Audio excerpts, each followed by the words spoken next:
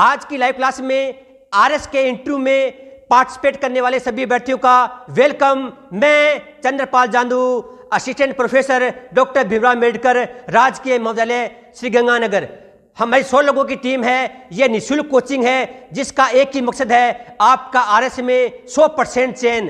तो इसीलिए इसी कड़ी में आज लाइव क्लास को लेकर आ रहे हैं आरपीएससी, जिसमें आप इंटरव्यू देने जाओगे आरपीएससी के पूर्व चेयरमैन बीएम शर्मा, आरपीएससी के पूर्व चेयरमैन प्रोफेसर बीएम शर्मा, जो आज की लाइव क्लास को ले रहे हैं, जिसमें आपको बताएंगे इंटरव्यू को किस प्रकार फेस करना है, इंटरव्यू में किस प्रकार अधिक से अधिक नंबर लेके आने हैं, किस प्रकार इंटरव्यू में आपका 100% चयन हो, तो किस प्रकार आपको सफलता मिले। इसीलिए आज की लाइव क्लास को लेके आ रहे हैं ताकि आपका चयन हो सके, आपको सफलता मिल सके। प्रोफेसर आरपीएससी के पूर्व चेयरमैन प्रोफेसर बीएम शर्मा। सबसे पहले तो मैं आपको धन्यवाद दूंगा और बधाई दूंगा कि आप एक बहुत बड़ा सेवा कार्य कर रहे हैं। उन बच्चों की सहायता कर रहे हैं जो राज्य के विभिन्न भागों में बटे हुए हैं और जिन्होंने आरएस प्रीलिम्स और मेन पास कर लिया है। Now they are preparing for their interview. तो ये एक बहुत सेवा का कार्य है।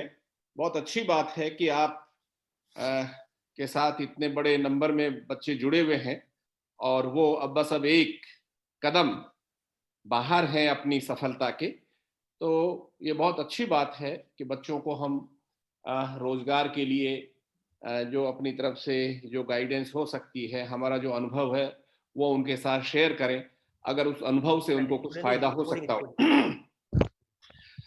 तो जो साथी इंटरव्यू की तैयारी कर रहे हैं और एक बड़े नंबर में हमारे साथ जुड़े हुए हैं, उन सबका मैं उस सबको मैं बधाई देता हूं अपनी ओर से और शुभकामनाएं देता हूं कि वो सभी अपने इस प्रयास में सफल हों, मंजिल तक पहुंचे। दोस्तों, ये राज्य की सबसे बड़ी सेवा है और देश की सेकंड बेस्ट सर्विस है। और इसलिए चूंकि प्रशासनिक सेवाओं के लिए आप एस्पायर कर रहे हैं और चूंकि आपने अपने ज्ञान की परीक्षा देते हुए प्रीलिम्स और मेन पास कर ली है, तो ये जैसा कि इसके नाम से आपको पता लग रहा है,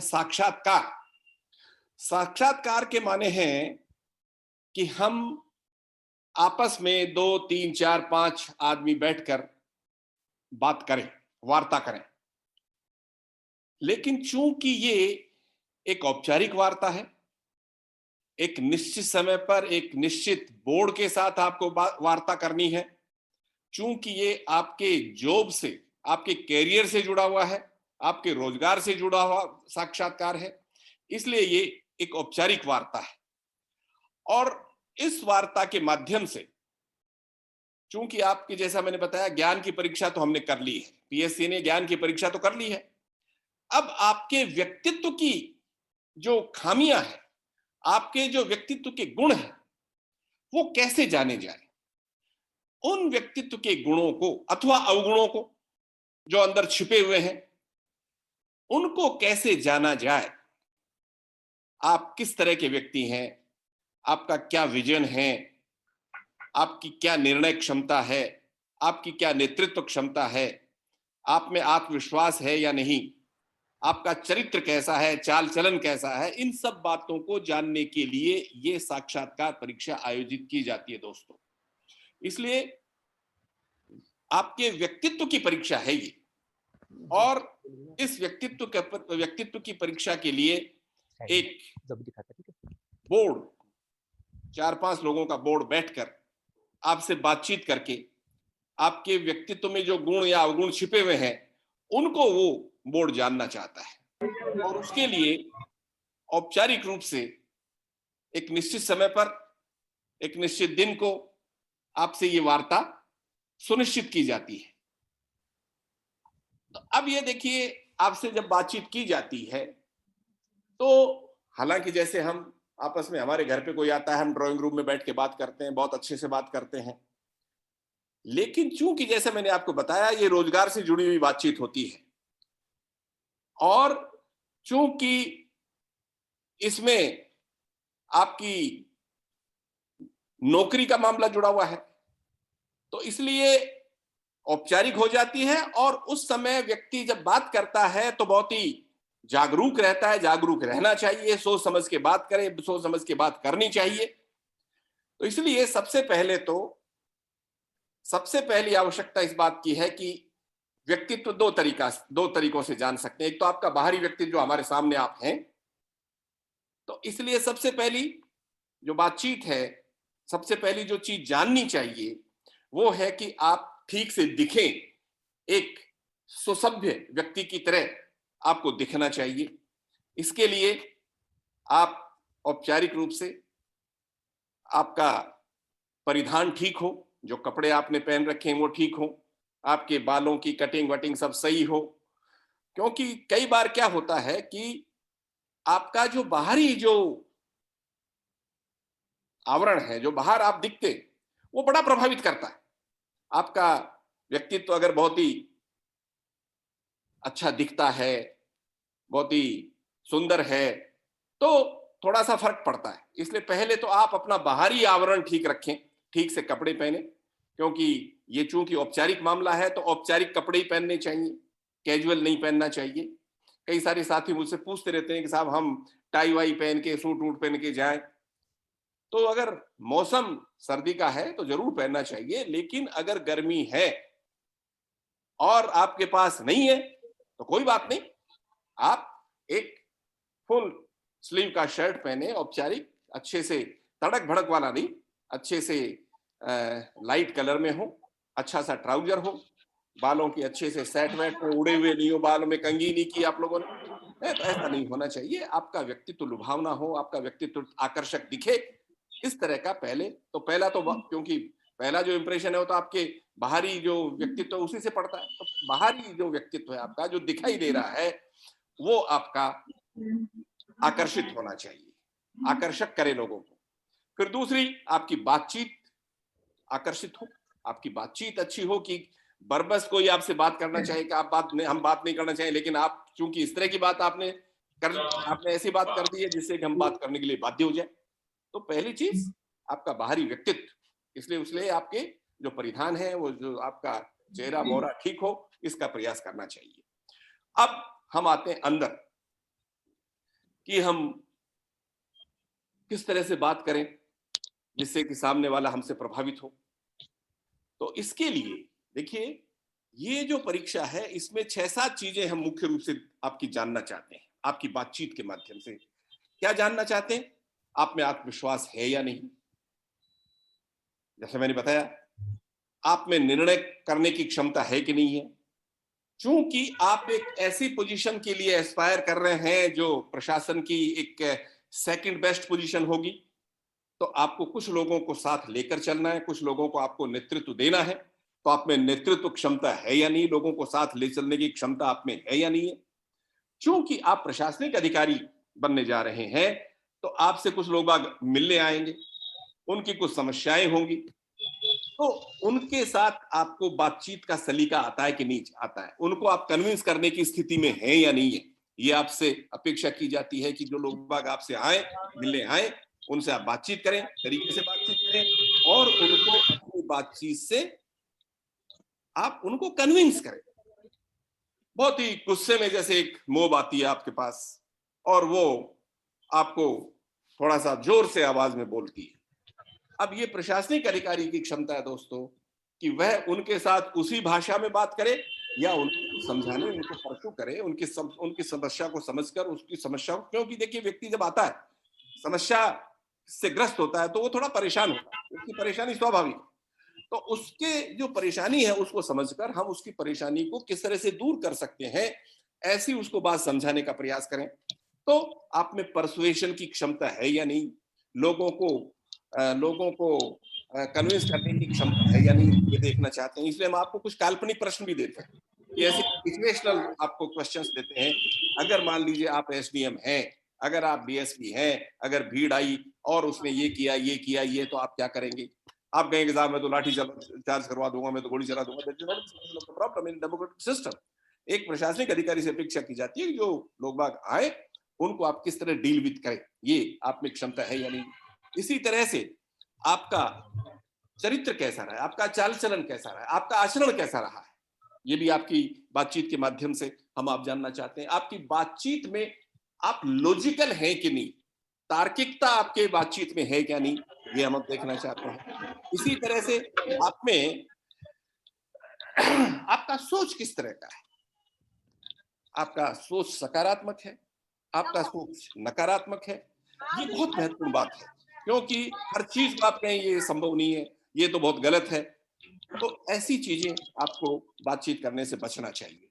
इसी तरह से एक और बात जो सबसे महत्वपूर्ण बात है कि आपकी जो सिस्टम में आप हैं, आप जिस पोजीशन पे हैं, उस पोजीशन के से संबंधित जो दायित्व हैं, उनके बारे में आपका क्या विजन है, आप किस तरह से उस पोजीशन पे रहते हुए काम करना चाहते हैं। तो ये कुछ ऐसी चीजें हैं दोस्तों जो हम जानना चाहिए। एक और चीज ध्यान रखिए कि कभी भी एंटी एस्टेब्लिशमेंट आपको स्टैंड नहीं लेना है। जो व्यवस्था चल रही है उस व्यवस्था के प्रति आपका सोच सकारात्मक होना चाहिए।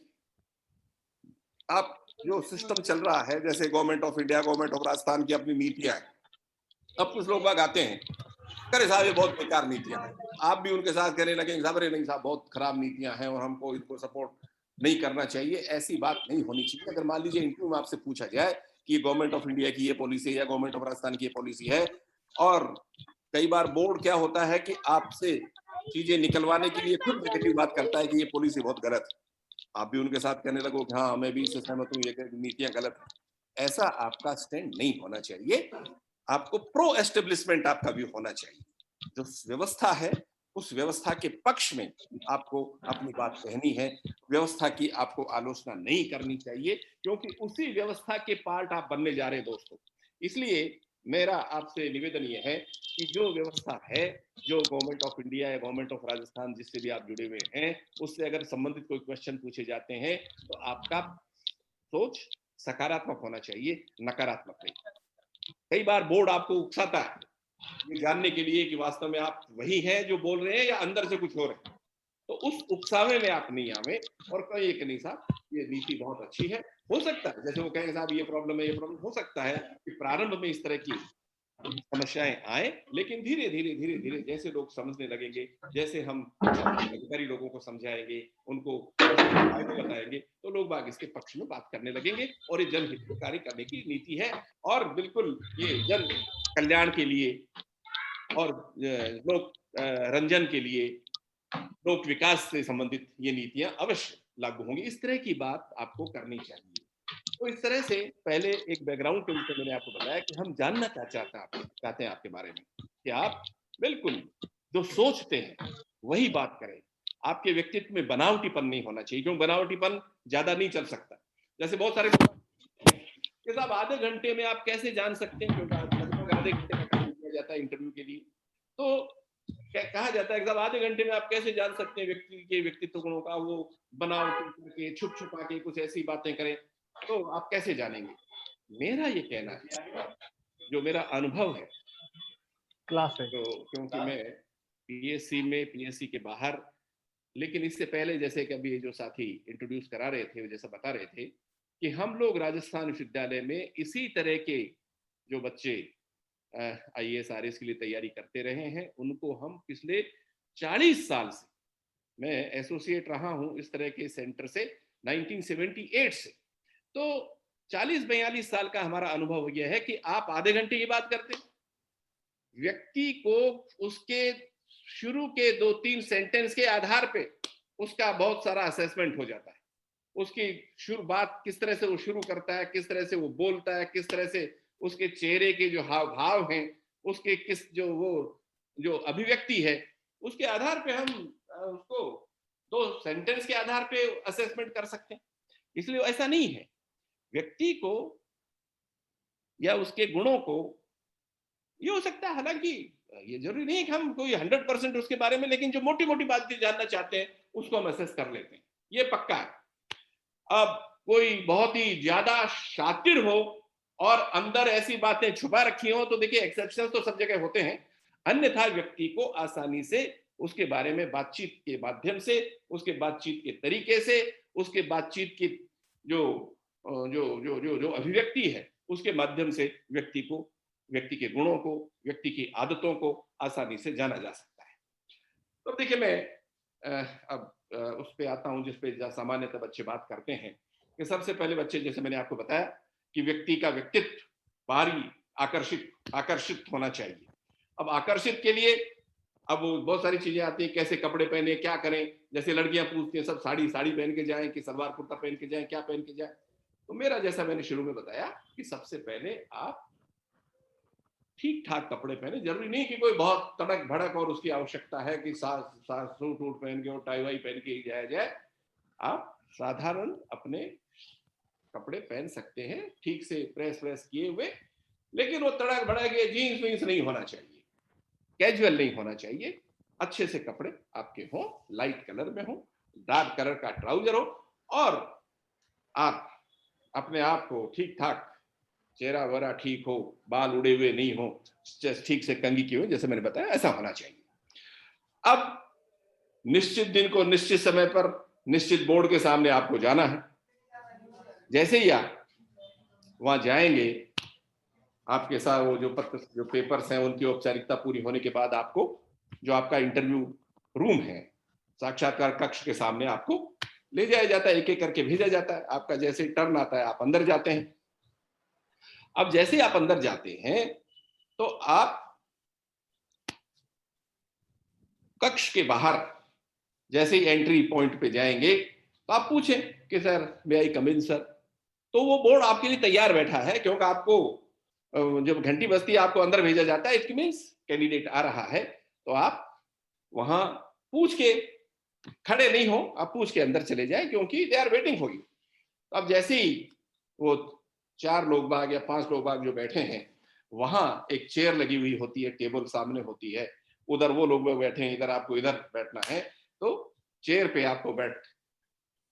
आपको यहां थोड़ा सा विशेष रूप से ध्यान रखिए कि जाते ही मैं आई कम इन सर आप अंदर जाए और जाके कुर्सी पे बैठ जाए, ऐसा नहीं होना चाहिए। 1 सेकंड थोड़ा वहां खड़े हो और बोर्ड अपने आप आपको कहता है कि प्लीज बी सीटेड।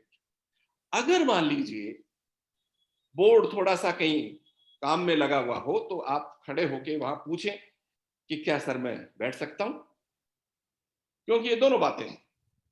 99% तो हम ये कहते हैं प्लीज बी सीटेड, लेकिन कई बार बोर्ड की आपसी बातचीत में हो तो बिना परमिशन के नहीं बैठे, आप वहां खड़े हो और पूछेंगे सर क्या मैं बैठ सकता हूं, तो वो जरूर आपको कहेंगे कि बैठिए। अब जैसे ही आप बैठें तो देखिए 2-3 चीजें होती हैं जिसमें बच्चों को ध्यान रखने की जरूरत है, जो उनको उस समय पता नहीं होता। हड़बड़ाहट में थोड़ी घबराहट होती है, थोड़ी परेशानी होती है। तो सबसे पहली बात, जैसे ही आप बैठते हैं तो आपकी जो फाइल है जो आप ले जाते हैं, फाइल नहीं है तो कोई बात नहीं, लेकिन अगर फाइल है तो उसको सामने जो टेबल है उस पर आप रख दें, वो बनी इसीलिए। अब ध्यान रखिए, देखिए कि सामने जो आपके बैठा व्यक्ति वो बोर्ड का चेयरमैन है, उसके पास आपका पूरा बायोडाटा, और लोगों की जो दो इधर बैठते हैं, 2 इधर बैठते हैं, अगर 5 बैठते हैं तो बीच में और 2 इधर होते हैं, 4 बैठते हैं तो 1 और 2 जैसा भी है। तो 4 लोग बाग आपके इंटरव्यू में, आपके यहाँ जब आप आरएस के लिए जा रहे हैं तो 4 लोग बाग आपको मिलेंगे। सामने जो व्यक्ति बैठा है वो आपका बायोडाटा पढ़ता है कि you are mister such and such coming from this place, आपने ये किया है, आपने ये किया है। तो आप हाँ करें, यस सर, यस सर। आप सुने नहीं, केवल उसमें आपकी सहभागिता आवश्यक है। ये जो बायोडाटा पढ़ा जाता है उसके 2 कारण हैं। हालांकि उनके पास सारे बायोडाटा आपसे पूछ रहे हैं, लेकिन कई बार थोड़ी गफलत हो जाती है, इसलिए ये एंश्योर करता है बोर्ड ये सारा पढ़कर कि आप वही कैंडिडेट हैं जिनका इंटरव्यू करना है, कहीं दूसरा व्यक्ति तो नहीं आ गया। इसलिए उसमें आप सहभागिता करें। आपसे पूछा जाए कि you are mister such and such coming from this place, you have done this this this this this, तो आप कहिए yes sir, yes sir, yes sir. उसमें आप अपनी तरफ से जवाब दें। दूसरा इसका कारण है कि बायोडाटा पढ़कर आपको थोड़ा नॉर्मल किया जाता है। आप बाहर से आते हैं, घबराए हुए हैं, परीक्षा है, तो इसलिए आपको इस माध्यम से थोड़ा सा इंटरव्यू के लायक के लिए आपकी मानसिक रूप से आपको तैयार किया जाता है। अब कुछ क्वेश्चंस आपके बायोडेटा से संबंधित हो सकते हैं। जैसे आपका नाम टिपिकल हो, तो नाम के बारे में आपसे पूछा जा सकता है कि आपके नाम का मतलब क्या है। आप जिस जगह से आ रहे हैं, हो सकता है कि वो किसी कारण से इंपॉर्टेंट हो, या जिस समय आपका इंटरव्यू हो रहा है उस समय उस क्षेत्र से संबंधित कोई चीजें पेपर में आई हो, किसी कारण से वो न्यूज में हो। इसलिए आपके नाम के बारे में, आपके गांव के बारे में, आपके क्षेत्र के बारे में, इससे संबंधित कोई चीज हो तो वो बायोडेटा से बेस्ड कुछ क्वेश्चंस आपके हो सकते हैं, वो आपसे पूछे जा सकते हैं। उसके लिए आप तैयार रहिए। वो किसी भी कारण से इंपॉर्टेंट हो सकता है, historically, commercially, economically, culturally, religiously, किसी भी कारण से। तो वो आपको ध्यान होना चाहिए, और उस समय जिस दिन आपका इंटरव्यू हो रहा है उसके आसपास कहीं वो क्षेत्र न्यूज में रहा हो, इसलिए आपसे पूछा जा सकता है। इसलिए mentally you should be prepared. फिर उसके बाद चेयरमैन आपसे सामान्यतः जो क्वेश्चन पूछते हैं, यूपीएससी में 90% और आरपीएससी में 30-40%, जो पहला क्वेश्चन होता है वो होता है हॉबी से संबंधित, कि आपकी हॉबी क्या है, व्हाट इज योर हॉबी। इसलिए हॉबी से संबंधित क्वेश्चंस आपको तैयार करना है। अब बहुत सारे बच्चे कहते हैं, अरे साहब मेरी तो कोई हॉबी नहीं, हॉबी का कोई समय नहीं मिलता साहब, पढ़ते रहते हैं। नहीं, क्योंकि ये क्वेश्चन पूछा जाता है इसलिए आपको इसको तैयार करना चाहिए, क्योंकि पहला ही क्वेश्चन होता है सामान्यतः। इसलिए पहला क्वेश्चन है, इसलिए पहला क्वेश्चन पॉजिटिव जाना चाहिए, इसलिए इसके लिए तैयार रहना चाहिए। अगर हॉबी नहीं है तो हॉबी तैयार करें, कोई बात सी सोचें। लेकिन जब आप किसी क्षेत्र से संबंधित हॉबी बताते हैं तो केवल हॉबी बताना ही पर्याप्त नहीं है, उसके बारे में आपको कुछ क्वेश्चंस पूछे जाते हैं, थोड़ा सा डीप में आप जाते हैं। जैसे आपने कहा साहब मेरी हॉबी गार्डनिंग है, ओके, बहुत अच्छी हॉबी है साहब। मेरा जो एक्स्ट्रा चीजें कुछ पढ़ने की हॉबी है, जैसे मैं नॉवेल्स पढ़ता हूँ, स्टोरीज पढ़ता हूँ, कुछ ड्रामास पढ़ता हूँ, पढ़ने की हॉबी है, कोई बात नहीं, बहुत अच्छी बात है। लेकिन फिर उसके बाद जैसे गार्डनिंग, तो गार्डनिंग में आपसे बहुत सारी चीजें, कि किस समय कौन से फूल कब आते हैं, कौन सी फसल खरीफ है, कौन सी रबी है, वो पेड़ों की जो वो होती है कलम, ग्राफ्टिंग, वो आजकल जैसे बहुत सारी चीजें आ रही हैं कि बोनसाई क्या है, बोनसाई साइज में होते हैं ना जो उसको ग्राफ्टिंग करके कर देते हैं। तो मतलब कहने का है थोड़ा सा अंदर तक जाइए। ऐसे ही जैसे आपके हिसाब में तो हिंदी के नॉवल पढ़ता हूँ सर, कोई बात नहीं, बहुत अच्छी बात है, नॉवल पढ़ना चाहिए, स्टोरीज पढ़नी चाहिए। तो कौन कौन कुछ महत्वपूर्ण नॉवल आपको पता होना चाहिए, उनके क्या स्पॉट है, उसका क्या कथानक है, वो आपको पता होना चाहिए। ऐसे स्टोरी के बारे में कहानियां पढ़ते हैं तो कौन कौन सी कहानियां, किस तरह की कहानियां। इसी तरह से मान लीजिए आप कोई साहित्य पढ़ते हैं और लिटरेरी चीजें पढ़ते हैं, कविताएं पढ़ते हैं, पोएम पढ़ते हैं, अपने कोई जो हमारे पुराने जो महाकाव्य वो पढ़ते हैं, तो अब उनके बारे में आपसे पूछा जा सकता है। तो हॉबी हॉबी केवल बताना पर्याप्त नहीं है। ऐसे बहुत सारे लोग कहते हैं मैं तो सही वो अपने कोर्स की किताबें पढ़ता हूँ, अभी तो मजबूरी है, पढ़ना ही आपको, that is not hobby. Hobby ऐसी जो आपके जो रूटीन जो चीजें हैं उनसे अलग हटके आपके अंदर की जो अभिरुचि को इंगित करे, और उसमें आप अगर अभिरुचि है तो नेचुरली आप चीज करते होंगे, पढ़ते होंगे, वो रिफ्लेक्ट होना चाहिए कि आपकी वास्तव में हॉबी है, और आप ये केवल बात करने के लिए बात नहीं कर रहे हैं, आपकी वास्तव में अभिरुचि है, ऐसा रिफ्लेक्ट होना चाहिए। और थोड़ा सा अंदर जाइए, थोड़ा सा 2-4-5 क्वेश्चंस आपसे पूछे जा सकते हैं, ऐसी आपको तैयारी करनी है। अब उसके बाद चेयरमैन, ये सब चेयरमैन ही करता है। अब उसके बाद वो आपको दूसरे व्यक्ति को इंगित करते हैं कि आप पूछिए। तो अब 3 व्यक्ति आपके वहां होंगे।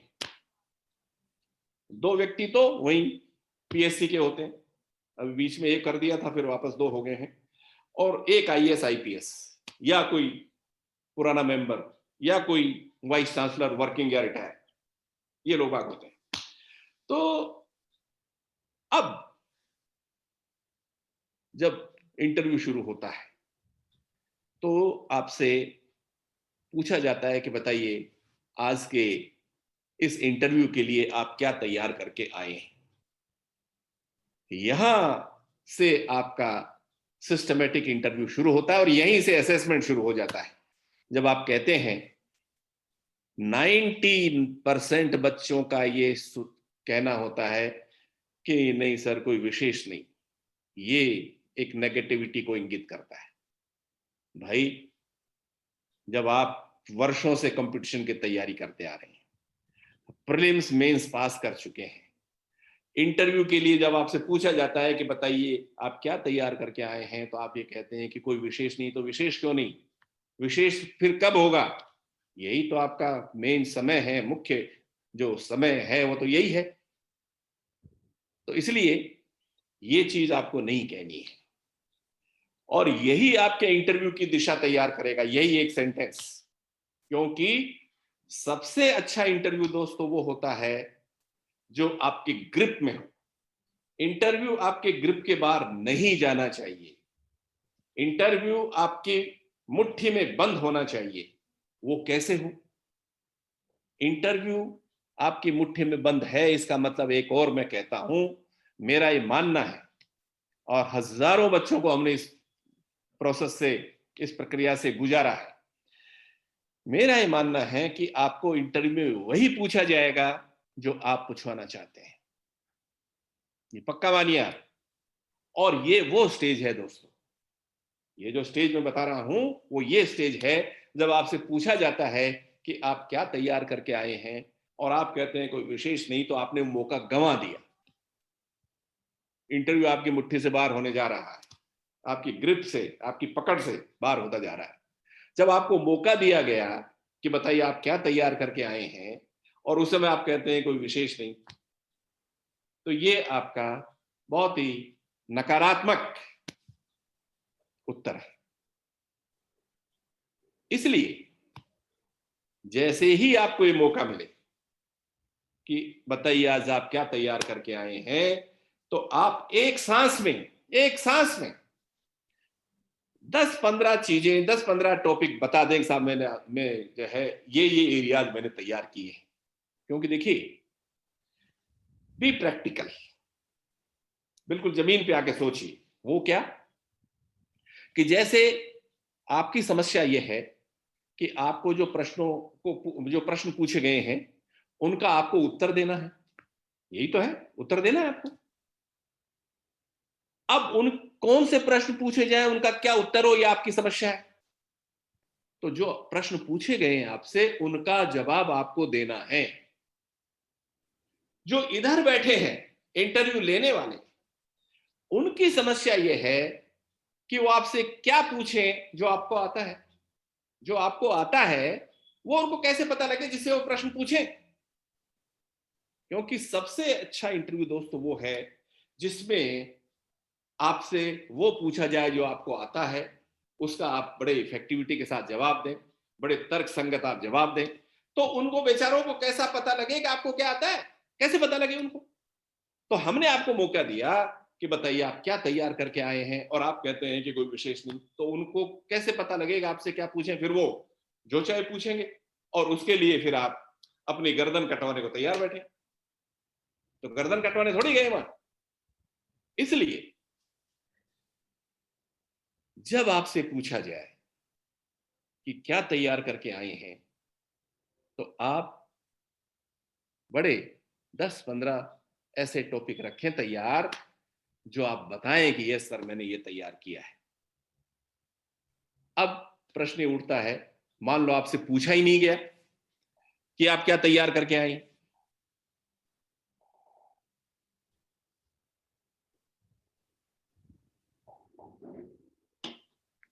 तब क्या करें? जब आपसे पूछा ही नहीं गया, क्योंकि सबको नहीं पूछा जाता यहां, फिर क्योंकि तो बोर्ड पे डिपेंड करता है पूछे कि नहीं पूछे।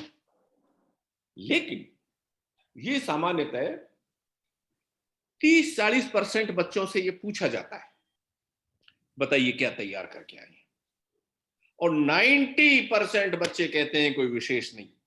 ये दुर्भाग्य है। इसलिए जो बच्चे सुन रहे हैं, जिनको अपनी बात इफेक्टिविटी के साथ कहनी है, जो बच्चे सुन रहे हैं जिनको अपनी बात, अपने इंटरव्यू को अपने पकड़ में रखना है, तो वो गांठ बांध ले इस बात की कि आपसे जब पूछा जाए कि क्या तैयार करके आए हैं, तो आप बिल्कुल कहें कि सर हमने ये चीजें तैयार की हैं। लेकिन वो चीजें, वो एरिया फिर बहुत अच्छे से तैयार करना है, क्योंकि आप मान के चलिए कि 10-15 एरिया आपने बताए हैं, तो आपका इंटरव्यू उन्हीं 10-15 एरियाज में होगा, उसके बाहर नहीं जाएंगे, यह निश्चित मैं आपको बता रहा हूं। क्योंकि हमारी समस्या है ना कि आपसे क्या पूछें, क्योंकि ये जो परीक्षाएं होती हैं, चाहे जैसे हम इंटरव्यू की बात कर रहे हैं, तो ये आपके ज्ञान की परीक्षा है, आपके अज्ञान की परीक्षा थोड़ी है। आपके उन एरियाज की परीक्षा है जो आप जानते हैं।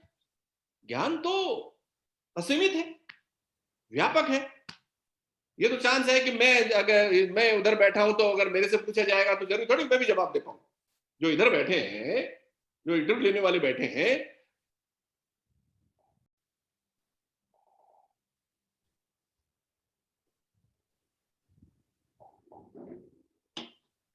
तब क्या करें जब आपसे पूछा ही नहीं गया, क्योंकि सबको नहीं पूछा जाता यहां फिर, क्योंकि तो बोर्ड पे डिपेंड करता है पूछे कि नहीं पूछे।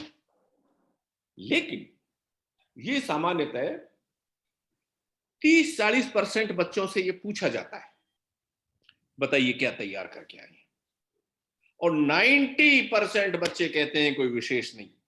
ये दुर्भाग्य है।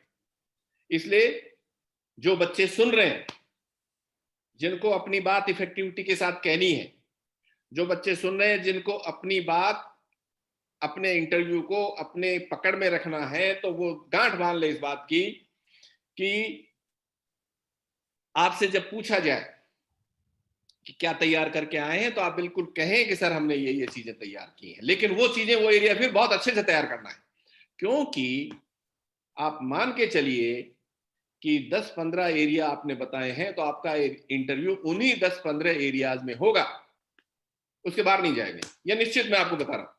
क्योंकि हमारी समस्या है ना कि आपसे क्या पूछें, क्योंकि ये जो परीक्षाएं होती हैं, चाहे जैसे हम इंटरव्यू की बात कर रहे हैं, तो ये आपके ज्ञान की परीक्षा है, आपके अज्ञान की परीक्षा थोड़ी है।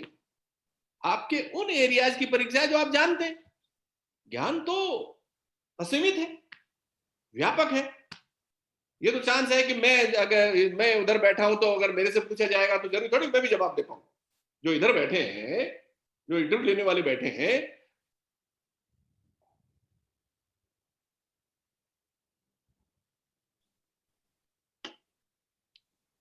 तो हर व्यक्ति को हर चीज थोड़ी आती। ज्ञान का क्षेत्र तो बहुत असीमित है।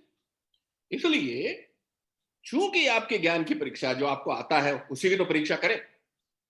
मैं जब पीएससी में था, तो मैं तो जिस तरह से, आप लोगों को ध्यान होगा अगर, क्योंकि थोड़े 5-7 साल हो गए हैं, हम लोगों ने तो, स्पेशली मैंने, चूंकि मैं टीचर था, इसलिए मैं दोनों से, इंटरव्यू से पहले दोनों से बात करता था। पहले एक्सपर्ट से, जो भी एक्सपर्ट आते थे सुबह और शाम, उनसे 5 मिनट में बात करता था कि देखिए ये बच्चे हैं, परेशान हैं, रोजगार इनके पास नहीं है, तरह तरह की परेशानियां हैं, घर में किस तरह की स्थिति है, पता नहीं किस तरह से यहाँ तक पहुंचे हैं।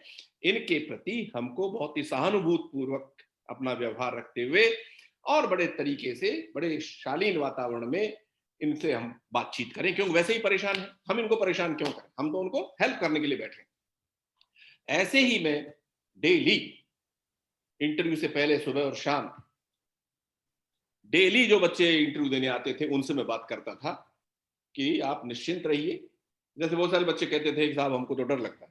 अरे तो हमारी कौन सी शक्ल डरावनी है, हमसे किस बात का डर, हम तो तुम्हारे यहाँ सहायता के लिए बैठे हैं, तुम्हारी हेल्प करने के लिए बैठे हैं, डरने क्या बात। और क्योंकि मैं कहता था, और ये मेरा हमेशा, मैं प्रो स्टूडेंट रहा कि मेरा जो आधार है, मेरी जो शक्ति है, मेरा विद्यार्थी है, इसलिए मैं उनको बिल्कुल एंश्योर करता था कि आप लोगों के साथ इनजस्टिस नहीं होगा, मैं यहाँ बैठा हूं, आपके साथ अन्याय नहीं होगा, आप में जितनी क्षमता है उस क्षमता के अनुसार आपका मूल्यांकन किया जाएगा। तो हम एक्सपर्ट को, जो भी आते थे, उनसे बातचीत करके उनको इस बात के लिए तैयार करते थे कि हमको इस बात के लिए पहले बच्चों से पूछना चाहिए, बताइए क्या तैयार करके आए। क्योंकि आप ज्ञान की बातें करें, और उस समय जब वो घबराया हुआ है, परेशान है, वैसे ही रोजगार नहीं है, तो उसको पहले पूछो सही क्या पूछे तुमसे। इसलिए ये जो एरियाज आपने तैयार किए वो बताएं। अब आपके जो कुछ साथी ऐसे हो सकते हैं जिनसे नहीं पूछा गया कि क्या तैयार करके आए, तब क्या करें? ऐसे बोल रहे हैं सर कि आपसे यदि ऐसा पूछा जाए कि आपने हम आपसे अपन क्या लास्ट में पूछें, बात करेंगे, नोट कर लो कि आप। 10-15 एरिया दूं उनको हेलो हेलो प्रश्न हेलो के। हेलो, अरे जल्दी आ, अरे आप बेटा जल्दी पहले आ, जल्दी आ, बंद मैं कर। लास्ट में बात करूंगा आपसे, आप नोट कर लें, है ना? पहले एक बार है ना? पूरा कर दें, 10-15 बाकी एरिया बताओ उसके सर, बाद वो आप। ऐसे एरिया होना चाहिए जिसमें कुछ अरे भी बंद कर, पूछे तो आप बता सको। फिर आपसे नहीं पूछा गया क्योंकि जैसे मैंने बताया कि मुश्किल से 30, 35, 40% बच्चों को पूछा जाता है, तो 60% बच्चे क्या करें? इसलिए जब मान लीजिए आपसे क्वेश्चन पूछा गया, आपने जवाब दे दिया, फिर क्वेश्चन पूछा गया, उसका भी आपने जवाब दे दिया, फिर क्वेश्चन पूछा गया, तब आप अटक गए। मतलब दो कैटेगरीज, एक वो कैटेगरी जिनसे पूछा गया क्या तैयार करके आए, आपने एरिया बता दिए, अब आपसे अपेक्षा की जाती है क्योंकि आपने एरिया बताए तो आप उनका जवाब देंगे ही देंगे। उन बच्चों के लिए जिनसे नहीं पूछा गया क्या तैयार करके आए हैं, तो क्या करें? तो जो प्रश्न आपसे पूछे जा रहे हैं, अगर आपने उन प्रश्नों का जवाब आता है और आप जवाब दे रहे हैं तो कोई प्रॉब्लम नहीं, लेकिन जैसे ही अटकें तो इसका काम मिले, ये जो मैं आपको एक तरीका बता रहा हूं उसको काम मिले, वो ये कि आपसे पूछा गया तो आपने कहा सर ये तो मेरा बहुत अच्छे से तैयार नहीं है।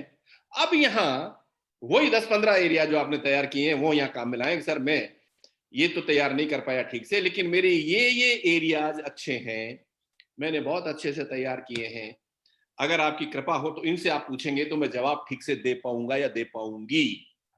देखिए दोनों बातें आ गई।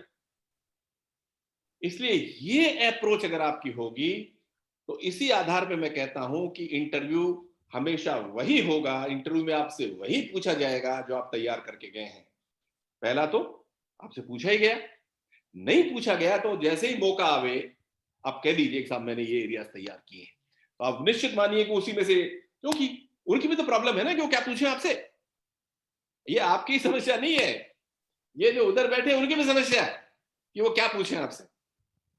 लेकिन क्योंकि उनको तो केवल पूछना है, आपके तो जीवन का सवाल है, आपके तो कैरियर का सवाल है, इसलिए आपको बहुत सीरियसली लेना है। तो अब क्या तैयार किया, बताया, नहीं पूछा तो मौका आते ही आपने तैयार किया। अब यहां देखिए इंटरव्यू की टेक्निक, बातचीत की टेक्निक कैसे हो। अब जब इस तरह के क्वेश्चंस का जवाब देते हैं आप, तो क्वेश्चन के जवाब में फिर सामान्यतः बच्चे क्या करते हैं कि जैसे आपसे क्वेश्चन पूछा और आप एक भाषण शुरू कर देते हो, या तो बोलते ही नहीं, बोलते हैं तो बहुत कम बोलते हैं, बहुत कम बोलते हैं, और अगर बोलते हैं तो बोलते ही चले जाते हैं, और उसमें एक ही पॉइंट आप स्ट्रेच करते हुए चले जाते हैं, एक ही बिंदु को खींचते हुए चले जाते हैं, तो हमको ये पता लगता है कि शायद एक ही बिंदु आपको पता है। इसलिए इस ऐसी स्थिति में क्या करना चाहिए कि जब जवाब दें तो उसको पॉइंट्स में बनाओ। 1 2 3 सर जब आपने पूछा तो मैं इसको 3 बिंदुओं में अपनी बात कहूंगा या कहूंगी, ये 2 बिंदु इसमें हैं, नंबर 1 नंबर 2। बात को बहुत ही छोटा, संक्षिप्त और स्पष्ट कहिए, आपकी भाषा शैली बहुत स्पष्ट होनी चाहिए, आपकी बातचीत ऐसी होनी चाहिए कि मैं सुन सकूं। कई बार तो क्या होता है कि बच्चे इतने धीरे बोलते हैं कि बार बार कहना पड़ता है कि जरा जोर से बोलो, कई बार वो इतनी जोर से बोलते हैं कि जैसे सामने वाले बिल्कुल बहरे हों। एक नॉर्मल तरीके से सामान्य भाषा में एक इफेक्टिविटी आपके उत्तर में लगे और स्पष्ट लगे कि 1 2 3 1 2 3 1 2 1 2 3 4। एक पॉइंट को खींचते हुए भाषण मत दीजिए, उससे अच्छा इंप्रेशन नहीं पड़ता, क्यों, बातचीत है और बातचीत आपको लंबी करनी है, आप कोशिश करते हैं कि एक ही चीज को खींचते हुए चले जाएं, ऐसा नहीं होना चाहिए। इसलिए अपनी बातचीत को पॉइंट्स में बनाइए, 1 2 3। तो जैसे ही हमको लगेगा कि आप ठीक से बोल रहे हैं, तो आपको वो 4 बिंदुओं की इंतजार हम नहीं करेंगे। जैसे ही आपने 1-2 बात कही, आपको दूसरा क्वेश्चन आ जाएगा, फिर तीसरा क्वेश्चन आ जाएगा, फिर दूसरे, तीसरे, चौथे व्यक्ति में इस तरह से बढ़ते हुए चले जाएंगे। तो अब यहाँ जो ध्यान रखने की बात है कि आप अपने बात टू द पॉइंट रखें, शॉर्ट एंड स्वीट रखें। चेहरे पर अब आइए देखिए कि सामान्यतः जब आप इंटरव्यू देते हैं तो आपके चेहरे पर घबराहट के भाव रहते हैं।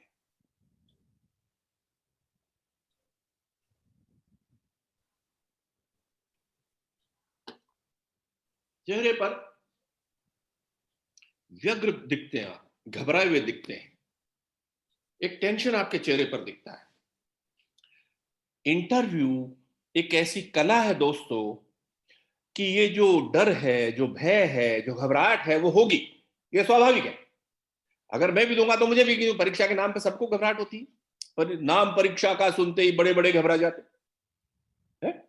तो घबराहट तो होगी, लेकिन हमको ये क्षमता, ये आर्ट, ये कला डेवलप करनी पड़ेगी कि अंदर धुक धुक हो रहा है लेकिन वो चेहरे पर नहीं आना चाहिए, अंदर डर लग रहा है लेकिन बाहर चेहरे पर नहीं आना चाहिए। इसलिए एक ये डेवलप कीजिए आप अपने जीवन में, क्योंकि आप प्रशासनिक अधिकारी बनने जा रहे हैं। एक प्रशासनिक अधिकारी के लिए अपेक्षा की जाती है कि वो खुद ही अगर टेंशन में होगा तो जो लोग बाग उनके आएंगे, जो उनसे मिलने आएंगे, उनको कैसे वो सेटिस्फाई करेगा बातचीत से। इसलिए एक आर्ट सीखिए कि चेहरे पर हमेशा एक मुस्कुराहट आपके रहे। हिंदी वाले विद्यार्थी जो है जानते हैं, एक शब्द मैं आपको दे रहा हूं, स्मित। एक स्मित आपके चेहरे पर रहनी चाहिए, एक हल्की सी मुस्कुराहट, एक हल्की सी स्माइल आपके चेहरे पर होनी चाहिए, जिससे हम ये मार्क नहीं कर सकें कि आपके अंदर क्या चल रहा है। जो अंदर चल रहा है वही चेहरे पर है, घबराहट है, परेशानी है, तो वो ठीक नहीं माना जाता। इसलिए ये डेवलप कीजिए, ये आर्ट डेवलप कीजिए कि जो अंदर है वो आपके चेहरे पर नहीं आए। जो आपके चेहरे पर दिखाई देता है वो अंदर नहीं होना चाहिए, जो अंदर है वो आपके चेहरे पर दिखाई नहीं देना चाहिए। ये आपको डेवलप करना चाहिए, करना पड़ेगा, क्योंकि यहां तो ठीक है, इंटरव्यू में तो वो चाहिए, और वो जब आप फील्ड में जाएंगे तो भी आपसे अपेक्षा की जाती है कि एक प्रशासनिक अधिकारी वो है जो,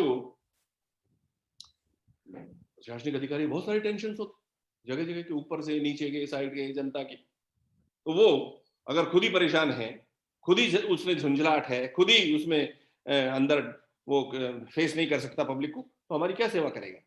इसलिए अभी से आप इंटरव्यू से ही इस तरह की कला सीखिए कि जो अंदर दुख दुख हो रही है वो आपके चेहरे पर नहीं आवे, अंदर जो घबराहट है वो आपके चेहरे पर नहीं आवे। अब देखिए क्या होता है, जब आप इंटरव्यू ले रहे होते हैं, जो सामने बैठे होते हैं 4 व्यक्ति, वो आपके चेहरे के बहुत सारे भाव पढ़ते हैं। जैसे 2-3 चीजें और डेवलप कीजिए जो आपको पता नहीं होता, लेकिन जो सामने बैठा है, आपको तो पता नहीं होता घबराहट में, कि जो इंटरव्यू बोर्ड है उससे आपका आई कांटेक्ट होना चाहिए, उससे नजर मिलाइए। सामान्यतः बच्चे क्या करते हैं कि वो नजरें चुराते हैं, कभी ऊपर देखते हैं, कभी नीचे देखते हैं, कभी इधर देखते हैं, कभी उधर देखते हैं। वो मुखातिब नहीं होते बोर्ड मेंबर्स के साथ। इससे ऐसा लगता है कि you are not at home, आपको अंदर से परेशानी है। इसलिए जब आपसे प्रश्न पूछे जाए, जब आप जवाब दें, तो आप बोर्ड से मुखातिब कीजिए। सामान्यतः जो व्यक्ति पूछ रहा है उससे नजर मिलाइए, और जो मेंबर्स बैठे उनकी तरफ भी देखते जाइए। ऐसा नहीं कि एक ही व्यक्ति पे अपनी नजर गड़ा दें, आप उस व्यक्ति को देखिए और घूरिए मत। एक सामान्य जैसे बातचीत करते हैं वैसे अपनी नजर रखिए, व्यक्ति को देखिए, व्यक्ति से आई कांटेक्ट कीजिए, और जो 3 लोग बाग बैठे हैं उसके अलावा उनको भी आप बारी बारी से इधर उधर देखते रहे। ऐसा नहीं है कि गर्दन से कभी गर्दनी को आप परेशान कर दें। आराम से बातचीत करें, उनसे मुखातिब हो, उनसे नजर मिलाएं, और सामान्यतः जो प्रश्न पूछ रहा है उस पर ज्यादा ध्यान दें, बाकी इधर भी आप इधर उधर भी देखें। नजरें बिल्कुल मिलाएं, आई कांटेक्ट होना बहुत जरूरी है। दूसरा, आप क्योंकि घबराहट में होते हैं इसलिए कभी आप ऐसी एक्टिविटी करते हैं जैसे आप होठ काटते बैठ बैठे, आपको पता ही नहीं होता, होठ काटते रहते हैं। कभी क्वेश्चन पूछो तो वो यूं सर पे हाथ रखते हैं, ऐसे सोचते हैं जैसे वो ये याद कर रहे हो, कुछ सोच रहे हो। ये सब चीजें नहीं होना चाहिए। तो नॉर्मल तरीके से एक हल्की सी मुस्कुराहट के साथ अपने आप को सामान्य रखते हुए अपनी बात इफेक्टिविटी के साथ कहिए। ऊपर नीचे मत देखिए, इधर उधर मत देखिए। एक और चीज जो आप लोगों को पता नहीं लगती, और वो है, अब हर कैंडिडेट या ज्यादातर कैंडिडेट अपने तकिया कलाम यूज करते हैं, उनको पता नहीं होता बातचीत में। लेकिन जो सामने वाले हैं उसको बड़ा अटपटा लगता है। वो कहते हैं मेरा मतलब है कि, मेरा मतलब, हर सेंटेंस में 3 बार 4 बार मतलब है कि, जो कंटेंट है वो तो बोलते नहीं है, और मतलब है कि, मतलब है कि, जो है कि, जो है कि, वैसा है कि, वैसा है कि, ये चीजें बहुत निकलती हैं। इनको भी आप कंट्रोल करिए, इनको कंट्रोल करना बहुत जरूरी है। अगर इनको आप कंट्रोल नहीं करते हैं तो सामने वाले पे ज्यादा, क्योंकि आप जो कंटेंट है उसको, आपका कंटेंट दब जाता है इसके, इसलिए अपनी आदत को देखिए, प्रैक्टिस कीजिए। तो अब देखिए, पहली बातचीत हुई इंटरव्यू, इंटरव्यू के कंटेंट्स, आपसे पूछा जाए क्या तैयार करके आए हैं, तो बिल्कुल बोलिए कि ये तैयार किए हैं। अगर नहीं पूछा गया है तो मौका आने पर इसको काम में लें कि यस मैंने ये तैयार किया है। ठीक है, अपनी जो आदतें हैं उनको ठीक से आई कांटेक्ट कीजिए, बातचीत को इफेक्टिविटी के साथ अच्छी भाषा शैली में अपनी बातचीत को रखें। अब कई, और इसी तरह भाषण मत दीजिए, उसको बिंदुओं में अपनी बात रखिए। ये मेरा कहना है, ये 3 बातें हैं, ये 2 बातें हैं, ये। अब बहुत सारे बच्चे मुझे कहते हैं कि साहब इसके लिए कैसे प्रैक्टिस करें। ये तो नहीं है, जैसे बच्चे कहते हैं साहब हम लिख तो बहुत अच्छा सकते हैं, लेकिन ये जो प्रोसेस आप बता रहे हैं, इस प्रोसेस से कैसे गुजरें, इसके लिए क्या तैयार करें। तो जिन लोगों के पास अभी टाइम है, क्योंकि इंटरव्यू बहुत लंबे समय तक चलते हैं, 2 महीने तक चलेंगे कम से कम, इसलिए इन 2 महीने में जो भी मतलब आपका है, महीना 2 महीना जो आपको टाइम मिल रहा है, उसका अधिक से अधिक सदुपयोग कीजिए, उस टाइम का दुरुपयोग मत कीजिए। इस समय आपकी आंख बिल्कुल मछली की आंख पे होनी चाहिए, आपके टारगेट पे आपकी आंख होनी चाहिए। तो सोते उठते बैठते गाते आपके दिमाग में इंटरव्यू रहना चाहिए। जब तक इंटरव्यू हो नहीं जाए तब तक आपको बिल्कुल उस इंटरव्यू के दायरे में रहना है। कहीं बैठे हैं तो भी, सो रहे हैं तो सोने से पहले पूरी चीज को आप रिवाइज करें। तो 24 आवर्स में जो 6-7 घंटे आप सोते हैं, उसके अलावा हमेशा आपके दिमाग में इंटरव्यू होना चाहिए।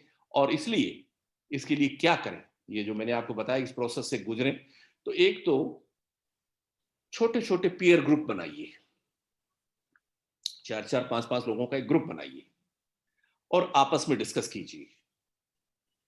5 अगर हैं तो 4 या 5, इससे ज्यादा बड़ा नहीं होना चाहिए ग्रुप। तो 4-5 लोग आपस में बैठ के एक एक टॉपिक लें, पांचों, तो इस प्रोसेस से 5 टॉपिक तैयार हो जाएंगे। अब बहुत सारे बच्चे कहते हैं अरे साहब मैं अपना टॉपिक इसको क्यों बताऊं, ये तो कंपटीशन का मामला है। देखो, कंपटीशन तो है, लेकिन किसको क्या पूछा जाएगा पता ही नहीं है। और हो सकता है कई बार इंटरव्यू में आपसे वो पूछा जाए आपने तैयारी नहीं किया। लेकिन चूंकि इस प्रोसेस से, तैयारी के प्रोसेस से आप गुजरते हैं, इसलिए आप अगर तैयारी करते हैं तो आप में वो कॉन्फिडेंस आ जाता है कि आप जो प्रश्न पूछे गए हैं उनका लगभग जवाब दें, एग्जैक्ट नहीं तो लगभग जवाब देते हैं। यहां एक और बात ध्यान रखने की है, अगर क्वेश्चन आपको नहीं आता है तो आप ब्लफ नहीं करें। आप थोड़ा सा अगर आइडिया लगा सकते हैं, और अगर आप थोड़ी सत्यता के नजदीक पहुंचते हैं तो बहुत अच्छी बात है। लेकिन अगर नहीं है, बिल्कुल आइडिया नहीं है, तो आप कहें सर सॉरी, मैंने पढ़ा नहीं है, मुझे ध्यान नहीं है। कोई बुराई नहीं है, क्योंकि जरूरी नहीं है कि आपको जो 20 क्वेश्चन पूछे गए हैं उन 20 प्रश्नों का जवाब आप दें, सबका जवाब दें, कोई जरूरी नहीं है। 2-4-5 क्वेश्चन नहीं दें, 10-20 में से अगर 10 का भी नहीं दें तो भी कोई फर्क नहीं पड़ता। लेकिन जिन रिमेनिंग 10 क्वेश्चंस का जवाब दें वो इतना इफेक्टिविटी के साथ दें कि बोर्ड आपसे प्रभावित हो जाए। तो कौन सी चीज अपील कर जाए बोर्ड को, ये प्रिडिक्ट करना बड़ा मुश्किल है। लेकिन हाथ पांव नहीं फुलाने चाहिए कि हमको इतने सारे क्वेश्चन पूछे गए, उसमें से हमने इतने का जवाब नहीं दिया। कोई बात नहीं, कोई अपेक्षा भी नहीं की जाती सारे प्रश्नों का जवाब दें। जिन प्रश्नों का जवाब आप दें उनका बड़ी इफेक्टिविटी के साथ आप जवाब दें, बड़े कन्विंसिंग तरीके से आप बात करें और जिससे बोर्ड प्रभावित हो सके ऐसी आप बात करें। तो ऐसा कोई क्राइटेरिया नहीं है कि साहब 20 का 20 जवाब दे आपको 100% मार्क्स मिल जाएंगे। इसलिए हाथ पांव फुलाने की आवश्यकता नहीं है, घबराहट की आवश्यकता नहीं है। जितने प्रश्न आपने किए हैं उनका बहुत अच्छे से जवाब दें, टू द पॉइंट जवाब दें, अच्छी सी भाषा शैली में दें। आपके बातचीत का जो सलीका वो इतना अच्छा है कि वो बोर्ड को अपील कर रहा है। तो हो सकता है कि आपके 5-7 क्वेश्चन से ही बोर्ड प्रभावित हो और आपको अच्छे मार्क्स अवार्ड किए जाए। तो यहां जो बात ध्यान रखने की है वो ये कि आप पीयर ग्रुप बनाएं, 4-5 आपस में बैठें, आपस में बातचीत करें, आपस में तैयारी करें, क्वेश्चन एक दूसरे को पूछें, क्वेश्चन का जवाब दें। बहुत सारे टॉपिक आपस में आप तैयार करके एक दूसरे के साथ शेयर करें, मॉक इंटरव्यू दें, मतलब वहीं बैठ के आपस में इंटरव्यू दें। इसी तरह से जैसे आप जिस संस्था के साथ जुड़े हैं वहां मॉक इंटरव्यू अगर होता हो तो मॉक इंटरव्यू में जुड़े आप वहां से, क्योंकि इससे बड़ी बड़ी हेल्प मिलती है। क्योंकि पता लगता है कि किस तरह के क्वेश्चन पूछे जाते हैं।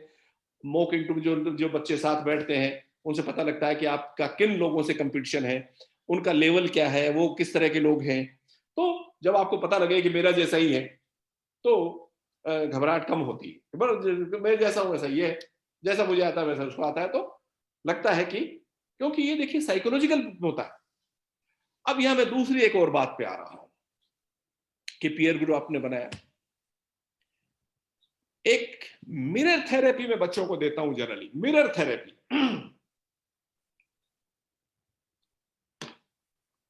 एक शीशा, ये हमारी मिरर थेरेपी बड़ी कारगर हुई है।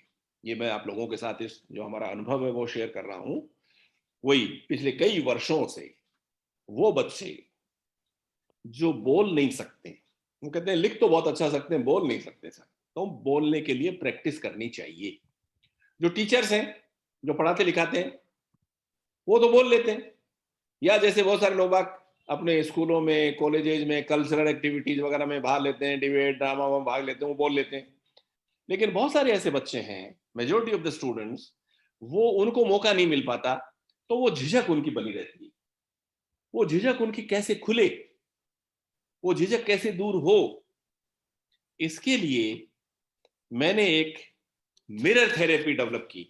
और वो मैं कई वर्षों से इस तरह के जो कंपटीशन के लिए बच्चे तैयार करते हैं, इंटरव्यू की तैयारी करते हैं, उनके साथ मैं ये सामान्यतः शेयर करता रहा हूं। और इसके बहुत ही चमत्कारिक परिणाम हमको देखने को मिले। यूनिवर्सिटी में बहुत सारे ऐसे बच्चे जो बोर्ड के सामने जाते ही ढेर हो जाते हैं, उन्होंने इस प्रणाली को काम में लिया और वो अनेक बच्चे सफल हो चुके हैं। मैं बहुत सारे बच्चों को जानता हूं जो आज कई सारे ऐसे बच्चे जो चीफ सेक्रेटरी से रिटायर हो चुके हैं। उनकी पहली स्थिति ये थी, वो बोलने में उनको बड़ी परेशानी थी, इंटरव्यू में बड़ी परेशानी थी। वो मुझे याद रखते हैं कि सर वो आपकी मिरर थेरेपी मैंने अपने लड़के को बताई। वो कहता है कि मैंने अपने एक स्टूडेंट को बताई, जिस टीचर्स भी हमारे साथ बहुत जुड़े रहे। तो ये मिरर थेरेपी काम में लें। अब मिरर थेरेपी क्या है मैं आपको बताता हूँ। आज हालांकि मैं ये जगह जगह जाता हूँ, इसको जरूर बताता हूँ बच्चों को, तो बहुत सारे बच्चों ने सुन भी रखा होगा। आप एक 2x2 का शीशा लेके आए, 2 फुट बाई 2 फुट का एक शीशा, बड़ा शीशा जिसमें आप पूरे दिखें। उस शीशे को आप अपने कमरे में जिसमें आप रहते हैं, पढ़ते हैं, उसमें लगाइए, दीवार पे लगाइए। और शीशे से में अपने आप से बात करिए, जोर जोर से बात करिए। घर वालों को जरूर बता देना कि भाई तैयारी कर रहा हूँ, सोचें कहीं गड़बड़ हो गया, कहीं गया था, एक कोई टीचर ने पता नहीं क्या बता दिया, तो आजकल ये जोर जोर से बोलता है। तो घर वालों को जरूर बता देना कि वो कहीं परेशान हो जाए। इसलिए शीशा लाइए, शीशे को दीवार में लगाइए और उस शीशे के सामने अपने आप को खड़े होकर अपने आप से बातें कीजिए। अब क्या बात करें? अब यहां एक एक टॉपिक लीजिए और टॉपिक के बारे में क्या क्वेश्चंस हैं, क्या जवाब है, क्या अपने आप ही क्वेश्चन पोज कीजिए और अपने आप ही उन क्वेश्चंस का जवाब दीजिए, जोर जोर से बोल बोल के। अब शीशे के सामने देखते भी जाइए। अब शीशे के सामने जैसे आप बोलेंगे, लगातार कुछ दिनों तक सुबह शाम घंटों आप तैयारी करेंगे, तो आपके बोलने की बात, आपकी झिझक खुलेगी अपने आप से। जो किसी से बात करें, बात करने का वो मौका मिलना चाहिए ना। तो इसलिए बात कीजिए, क्वेश्चंस कीजिए, उनका जवाब दीजिए। अब जवाब देते हुए अपने आप को चेक कीजिए कि आपके चेहरे पर किस तरह के भाव आ रहे हैं। आपके चेहरे पर घबराहट तो नहीं है, आपके चेहरे पर कोई परेशानी का भाव तो नहीं आ रहा है। अगर आ रहा है तो फिर जवाब देते हुए अपने चेहरे पर मुस्कुराहट लाते हुए बात करिए। प्रैक्टिस कीजिए। देखिए, प्रैक्टिस ही सबसे बड़ी चीज है। तो चेहरे पर मुस्कुराहट रखते हुए जवाब, क्वेश्चन पूछ कीजिए, उनका जवाब दीजिए। चेहरे पर से घबराहट और ये सब भाव हटाइए। दूसरा, आपके चेहरे पर, जैसे मैंने बताया ना कि बहुत सारे बच्चे इधर उधर देखते हैं, तो अपनी आंखों को स्थिर कीजिए, ऊपर नीचे इधर उधर मत देखिए। ये भी प्रैक्टिस है। फिर आपस में बहुत सारे बच्चे अपने होठ वोट काटते हैं, उसको भी चेक कीजिए कि आप कहीं आप तो होठ वोट नहीं काट रहे हो। कई तकिया कलाम यूज करते हैं अपनी बातचीत में, तो आप अपनी जब बात करेंगे अपने आप से तो आपको पता लगेगा कि आप कोई तकिया कलाम तो यूज नहीं कर रहे हैं, तो फिर उसको चेक कीजिए। ये अपने आप में एक बहुत चमत्कारिक प्रक्रिया है दोस्तों। बहुत सारे हजारों बच्चों को मैंने इस प्रोसेस से गुजरते देखा है, और वो आज बहुत अच्छे ओरेटर्स हैं, जिन्होंने जो प्रशासक हैं, जो आईएएस हैं, जो राजस्थान की स्टेट सर्विसेज के अलावा बहुत सारी स्टेट सर्विसेज से मैं जुड़ा हुआ रहा हूँ, चाहे वो कश्मीर एडमिनिस्ट्रेटिव सर्विसेज हो, चाहे एमपी एडमिनिस्ट्रेटिव सर्विसेज हो, चाहे आंध्र प्रदेश एडमिनिस्ट्रेटिव सर्विसेज हो, चाहे महाराष्ट्र से जुड़े हुए हों। बहुत सारे बच्चों को हमने इस प्रोसेस से तैयार किया और उसके चमत्कारिक परिणाम हमको देखने को मिले हैं। इसलिए ये थेरेपी उन बच्चों के लिए बहुत बहुत जरूरी है जिनको बोलने में झिझक होती है, जिनको अपने आप को चेक करने की आवश्यकता है। उन लोगों के लिए ये थेरेपी बहुत ही कारगर सिद्ध हुई है दोस्तों। तो इसलिए इंटरव्यू अपने ग्रिप में रखिए, जो तैयार की चीज है वो बताइए, बिंदुओं में बात करिए, भाषण मत दीजिए। अपने आदतों को, अपनी तकिया कलाम को, चेहरे पर जो भाव है उनको, अपनी लैंग्वेज को सुधारिए, अपनी भाषा शैली को सुधारिए। उसमें आप किस तरह से बोर्ड प्रभावित हो, इस तरह के वाक्य बनाना, सेंटेंस बनाइए जिससे कि आप दूसरों को किस तरह से प्रभावित कर सकते हैं। तो इस तरह से आप अपना इंटरव्यू करें। अब यहाँ जो 2-3 चीजें ध्यान रखने की हैं वो ये कि जैसे मान लीजिए कोई क्वेश्चन आपको नहीं आता, तो किस बोर्ड के किसी मेंबर ने आपको क्लू दिया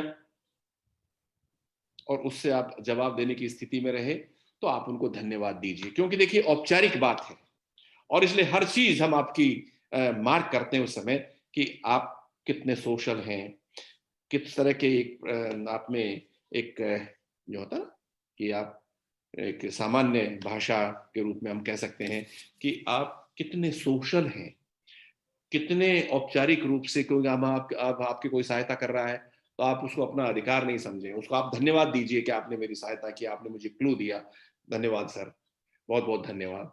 इसी तरह से मान लो बोर्ड आपको किसी और मामले में हेल्प करता है, कोई बातचीत में, क्योंकि बहुत सारी चीजें होती हैं कि आपका ये जवाब बहुत अच्छा था, मान लीजिए आपसे कहा जाए कि बहुत अच्छा था, आप सुन के चुप बैठे, आप कहिए थैंक यू सर। तो अगर आपकी प्रशंसा की जाती है तो धन्यवाद दें, आपको कोई क्लू देकर आपकी सहायता की जाती है तो आप धन्यवाद दें। इसी तरह से जब आप बैठे हैं अंदर और उसी वक्त चाय वगैरह आती है, बोर्ड के लिए चाय आती रहती है, तो नेचुरली ये एक कॉमन कर्टसी होती है, तो बोर्ड आपसे कहता है कि आप चाय लें और आपने चाय का कप उठाया और पीना शुरू कर दिया। ये केवल औपचारिकता के नाते पूछा जाता है। चाय वगैरह आपको एक्सेप्ट नहीं करना चाहिए। लेकिन अगर घबराहट है और बोर्ड कहता है कि आप पानी पी लीजिए, तो बोर्ड पानी का एक गिलास रखा होता है, वो पानी आप अवश्य पी सकते हैं। पानी पीने में जो घबराहट वगैरह होती है या बोलते बोलते होठ सूख जाते हैं, भाई ये क्योंकि परीक्षा का मामला है, इसलिए सर्दी में भी पसीने आते हैं तो आते हैं, घबराहट तो होती है, होठ सूखते हैं, तो पानी रखा, पानी पी सकते हैं। लेकिन वो चाय वगैरह के लिए आपसे पूछते हैं तो आप कहिए thank you sir, thank you, मतलब आप धन्यवाद दे दीजिए। कहीं ऐसा नहीं होगा आप कब उठा के उनके साथ चाय पीने लग जाए। ऐसे ही बोर्ड आपको कई बार एक वातावरण ऐसा बन जाता है कि आपने कोई बात कही और वो बोर्ड हंसता है, अब आप भी उसके साथ जोर जोर से हंसने लग गए। आप तो किसी बात पे अगर बोर्ड हंस रहा है तो हंसने दीजिए, आप उसमें आपकी हर हल्की सी मुस्कुराहट तो अवश्य हो सकती है, लेकिन आप अट्ठास करने लगे बोर्ड के साथ, वो भी ठीक से नहीं माना जाता। ये कुछ कॉमन बातें हैं ऐसी औपचारिकता से संबंधित, कर्तव्य से संबंधित, जो आपको करनी चाहिए, जो नहीं करनी चाहिए। अब दूसरा तीसरा इस तरह से इंटरव्यू चल रहा होता है, आप अपनी बात इफेक्टिविटी के साथ कहते हुए जब पटाक्षेप होने को आता है, इंटरव्यू जब खत्म होने को आता है, तब आप उठें और फिर बोर्ड को धन्यवाद देके आप वहां से जाएं। ऐसा नहीं है कि आप उठ कमरे से बाहर आ जाएं।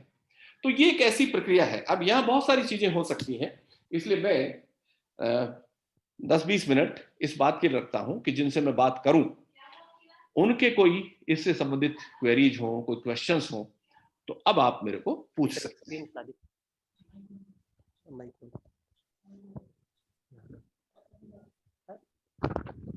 हाँ सर, आपका बहुत बहुत धन्यवाद। जो बच्चे क्वेश्चन पूछना चाहते हैं वो लाइव टाइप कर सकते हैं। जो आप टाइप करोगे वो क्वेश्चन मैं सर से पूछ लूंगा।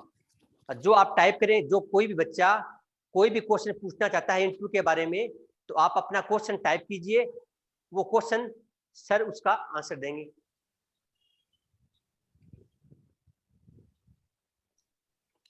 पूछे भाई।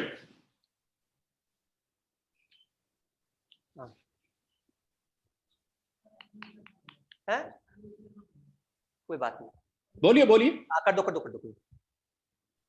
हाँ अनम्यूट कर रहा हूं।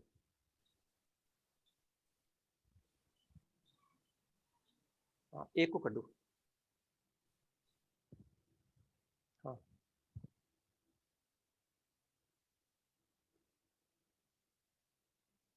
हाँ कर दो।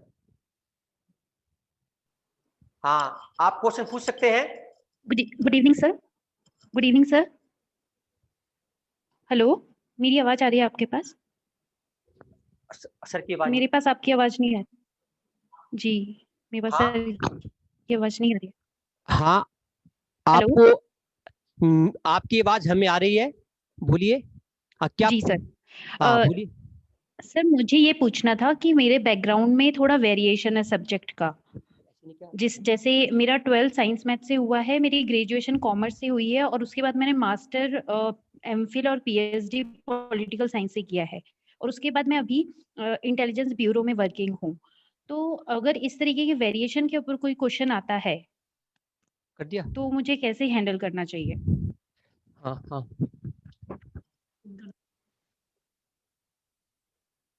सर की मेरे पास आवाज नहीं आ रही है, आप कुछ सेटिंग हुई है ऐसी? मेरे पास सर की आवाज नहीं आ रही। BM Sharma, BM Sharma, professor BM Sharma, PRO BM Sharma.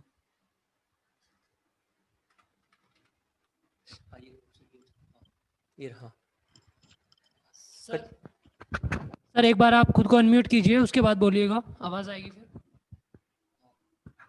अब जी सर, अभी मेरे पास आवाज आ रही है। हाँ, जी वो सर। इन्होंने वो म्यूट कर दिया होगा। हाँ। तो देखिए क्या है कि अब आपको जैसा पता है परीक्षा की इस प्रक्रिया से आप गुजर चुके हैं। Now there is no optional paper. Optional paper तो है ही नहीं अब तो केवल आपका जो सिलेक्शन हुआ है मेंस में वो जनरल स्टडीज के 3 पेपर और लैंग्वेज पेपर से हुआ है। इसलिए आपकी साइंस की बैकग्राउंड हो, चाहे कॉमर्स की रही हो, बाद में आपने पॉलिटिकल साइंस में किया हो, तो ये तो है एजुकेशनल क्वालिफिकेशन की बात होगी। Since you are working in a intelligence bureau, जो भी आपका है, उसमें आप काम कर रहे हैं, तो आपसे जो जहां आप अभी काम कर रहे हैं उसके बारे में जरूर पूछा जाएगा। शुरुआत ही उसी से होगी। आप किस पोजीशन पे हैं वहां? आप किस पोजीशन में हैं वहां? सर मैं वहाँ पे इंटेलिजेंस ऑफिसर हूँ। तो आपसे ये जरूर पूछा जाएगा कि जिस पोजीशन पे आप काम कर रही हैं उससे आप इधर क्यों आना चाहती हैं, नंबर जी वन। सर। ओके। उसका जवाब आपके पास होना चाहिए। दूसरा, सर। इस जो पद, जो आप जिस पोजीशन पे, जिस ऑफिस में अभी काम कर रही हैं, जिस पोजीशन पे काम कर रही हैं, उसके क्या काम हैं, उनकी क्या रिस्पॉन्सिबिलिटीज हैं, कैसे आप इन चीजों को करती हैं। तो बोर्ड ये जानना चाहेगा कि अभी जिस पोजीशन पे आप काम कर रही हैं उसमें आपका किस तरह का वर्किंग है, ओके। बेसिकली क्या फंक्शंस हैं, जी। और उससे आप यू आर नॉट सेटिस्फाइड। तो क्यों नहीं सेटिस्फाइड, यहां क्यों आना चाहती है? यहां आना चाहती है तो उसके बारे में आपको कुछ लॉजिक आपको अपना डेवलप करना पड़ेगा कि भाई मैं इसलिए आना चाहती हूं। तो इससे संबंधित क्वेश्चन तो आपको जरूर पूछेंगे, लेकिन इससे कोई नहीं पूछेगा कि आपने बीएससी साइंस किया, सेकेंडरी, हायर सेकेंडरी, फिर आप कॉमर्स करें, इससे बोर्ड का कोई मतलब नहीं है। लेकिन हाँ, जी। पोजीशन के साथ साथ आपको ये जरूर पूछा जा सकता है कि भाई आपने, जैसे मान लीजिए कोई साइंस से संबंधित क्वेश्चन हो, तो क्योंकि वो आपकी सेकेंडरी तक साइंस रही, हायर सेकेंडरी तक, तो आपसे साइंस के बारे में कोई चीज पूछी जा सकती है। इसी तरह से जैसे आज जो कोरोना की वजह से जो स्थितियां हो गई हैं कि हमारी इकोनॉमी कैसी है, हमारा इकोनॉमिक स्टेटस कैसा है, क्योंकि कॉमर्स आपका रहा है, इसी तरह से चूंकि पॉलिटिकल साइंस में आपने किया तो पॉलिटिकल साइंस की कोई चीज पूछी जा सकती। तो सब्जेक्ट के बारे में जरूर पूछा जा सकता है, लेकिन उसके आपने अलग अलग जो फैकल्टीज जो आपने बदले की, क्यों की, ये कोई नहीं पूछेगा, उनको इससे मतलब नहीं है। लेकिन जो आपने किया वो आपको आता है कि नहीं आता है, जिससे कि आप हमारे यहाँ में, तो आप आरएस या जो भी जिस पोजीशन पे आप आए उसको आप ठीक से हैंडल कर सकती है कि नहीं कर सकती है, ये हम जानना चाहते हैं। तो अगर आपको सब्जेक्ट जिसमें आपने किया वो आता है, अब जैसे मान लीजिए पॉलिटिकल साइंस में आपने किया, तो जिस तरह की स्थिति इस समय है डेमोक्रेसी की, जिस तरह की स्थिति है फॉरेन पॉलिसी की, जिस तरह की स्थिति हमारे जो India's foreign policy, India's relations with her neighbours, पड़ोसियों के साथ कैसे संबंध है, या जी सर। पॉलिटिकल साइंस का कोई भी चीज जैसे जो अंदर आदमी बैठा उस पर डिपेंड करता है कि वो किस फील्ड का है। तो फील्ड से क्वेश्चन तो पूछे जा सकते हैं, लेकिन ये कोई नहीं पूछेगा कि आपने बदले क्यों, ये इससे कोई मतलब नहीं है बोर्ड का। हाँ, सर मुझे जो आपने किया वो आपको आता है कि नहीं आता है, ये बोर्ड का उससे कंसर्न है। बोलिए। सर मेरा एक और क्वेश्चन था कि लाइक पॉलिटिकल साइंस में तो I am little bit confidence है मुझे, लेकिन कॉमर्स और साइंस क्योंकि बहुत टाइम हो गया है तो भी मुझे इसको मतलब मैं आंसर हाँ हाँ, नहीं दे कोई पाऊँ। बात नहीं, कोई बात नहीं, आप ईमानदारी से कहिए, कोई दिक्कत नहीं। देखिए, प्रॉब्लम कहाँ आती है कि हम वहां बनते हैं, जी। वहां हम चीज को ऐसे बताना चाहते हैं कि पता नहीं हम क्या है। आप ईमानदारी के साथ, क्योंकि हम ह्यूमन बीइंग है, वो भी ह्यूमन बीइंग है। अब आप कह सकते हैं साहब कि अगर साइंस में भी जो आपने किया हल्की फुल्की कोई चीज आपको आती है तो आप जरूर बताएं, जी। लेकिन आप कहें कि जैसे ऐसी चीज में उलझ जाए तो कहीं ईमानदारी के साथ। तो ईमानदारी बहुत महत्वपूर्ण है कि साहब इतना तो मुझे आता है, इतना मुझे नहीं आता, क्योंकि अब इतने साल हो गए, भूल भाल गए हैं।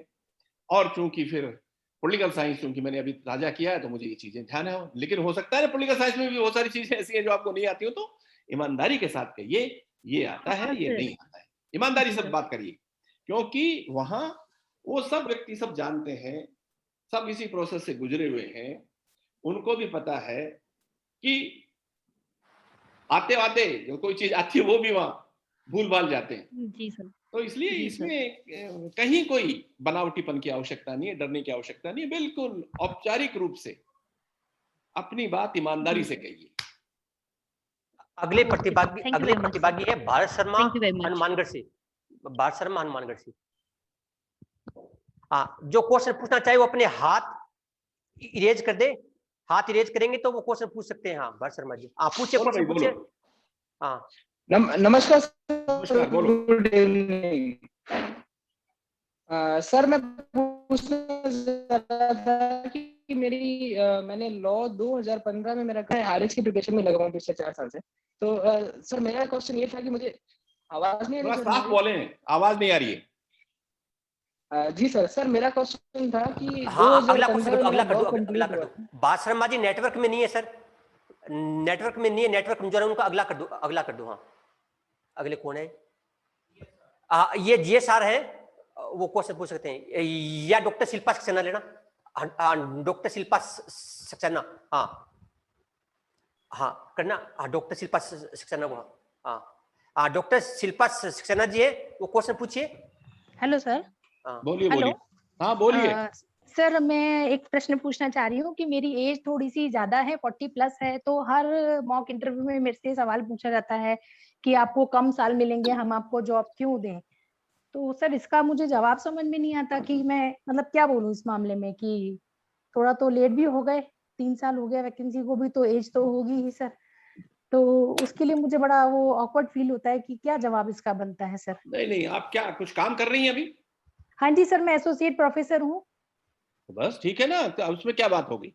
आप वहाँ टीचिंग में हैं, टीचिंग हाँ इतने जी। साल से कर रहे हैं। हम चाहते हैं कि वैरायटी ऑफ जॉब हमारे पास हो, तो हम आकर यहाँ, चाहे हमारे पास समय कम है, लेकिन हम सिस्टम के लिए ज्यादा उपयोगी हो सकते हैं बनिस्बत उन लोगों के जो बिल्कुल नए नए आ रहे हैं, क्योंकि हम अनुभवी हैं।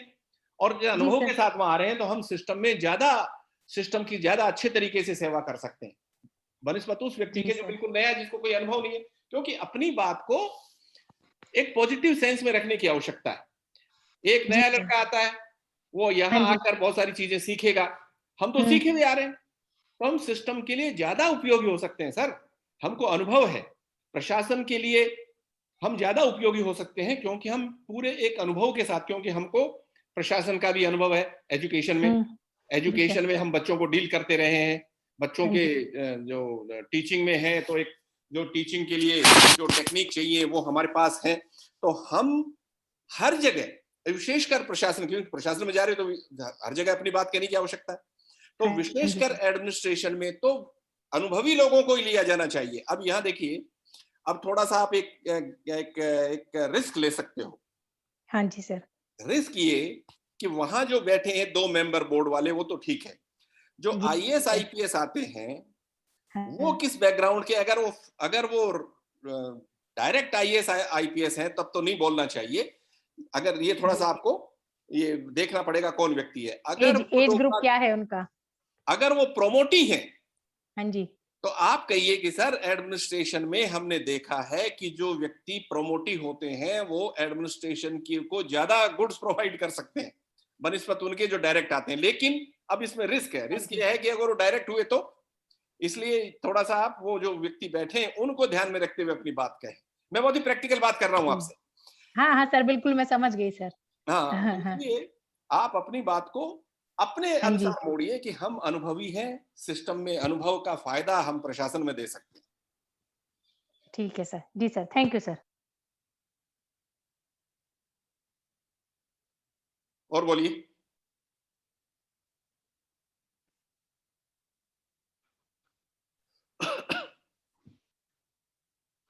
ये Monika ji. Good evening, sir. Good evening. Sir, I'm working as a manager in Reserve Bank of India, and I am a aspirant of RAS. I really don't know transition from RBI to RAS. अब ये तो आपको सोचना पड़ेगा बेटा। You will have to prepare a reply कि since you are working in RBI at a very higher position as manager, and how you can be, useful for the administrative services and especially for Rajasthan administrative services. So you will have to prepare a, convincing reply. उसके लिए आपको देखना पड़ेगा, क्योंकि ये बहुत ही personal चीजें होती हैं।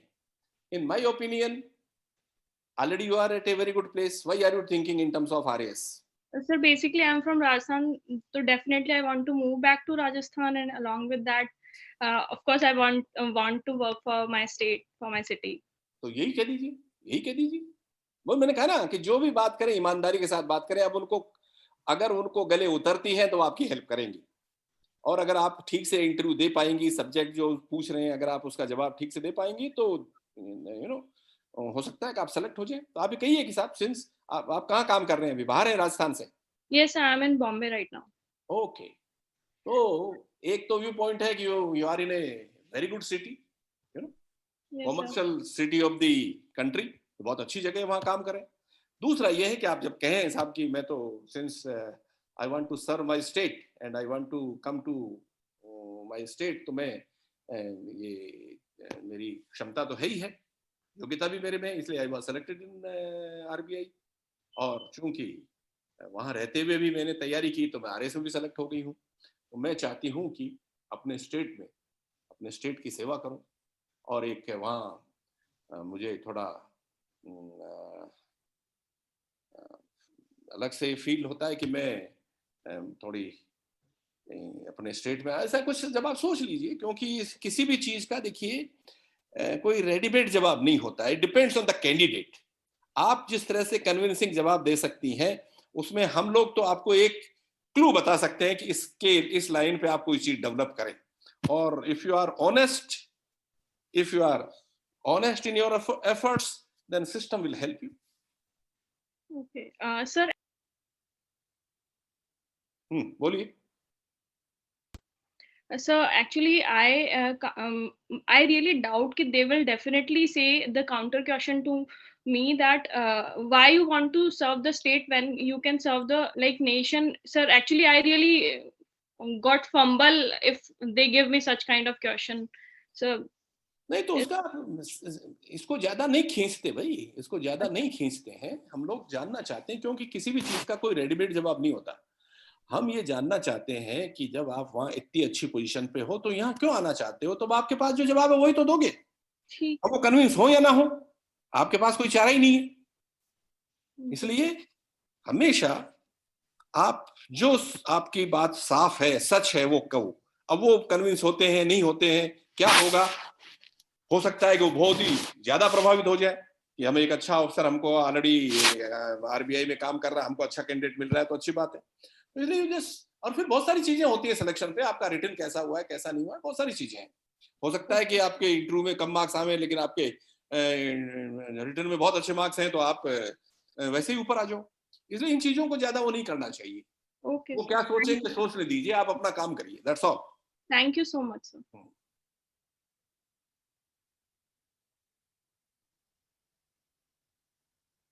बोलिए भाई, बोलिए। और कोई है? सर, हेलो, नमस्ते सर।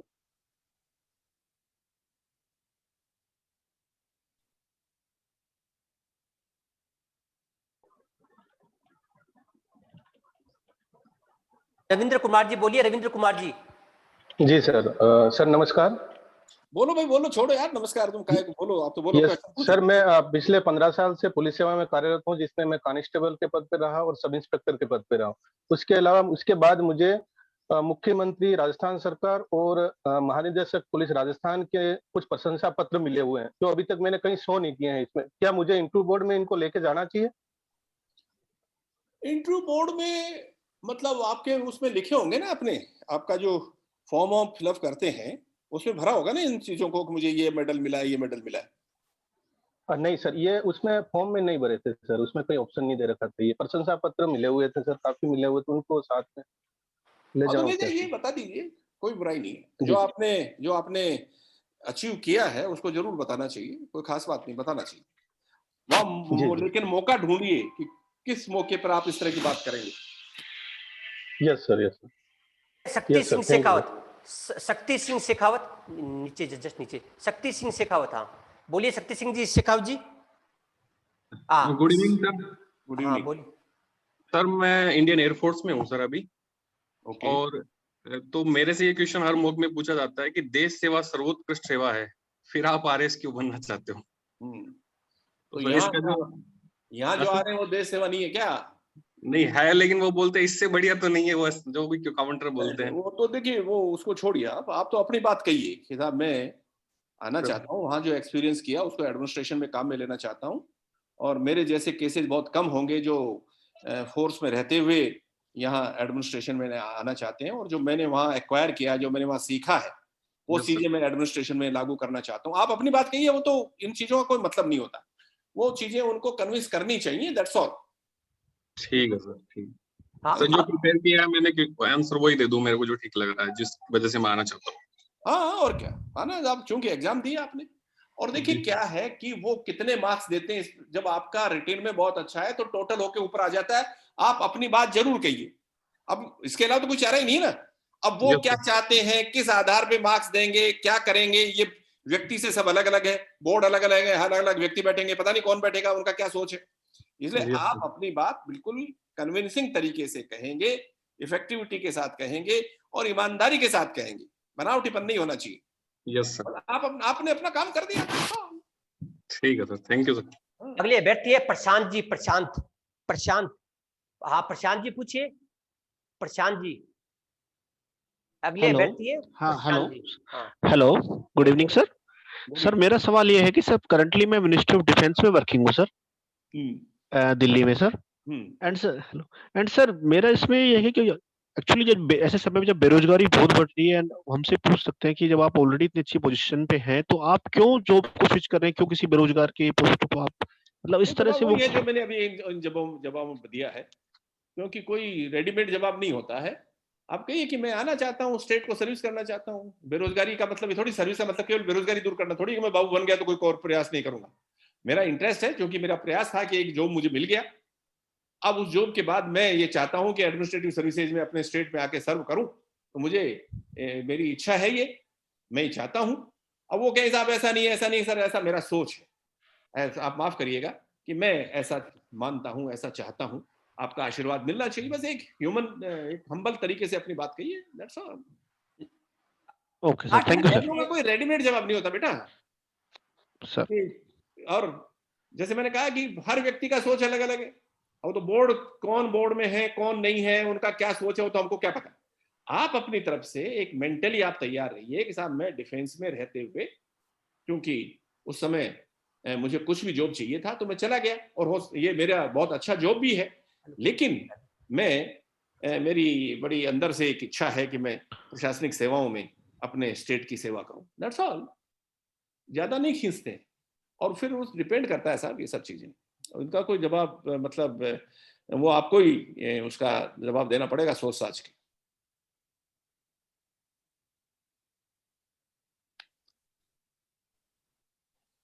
बोलिए बोलिए, 5 मिनट और है अपने पास।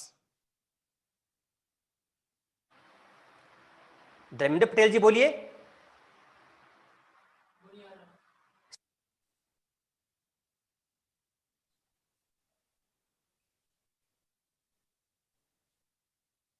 ठीक है, मैं इसको कंक्लूड कर रहा हूं।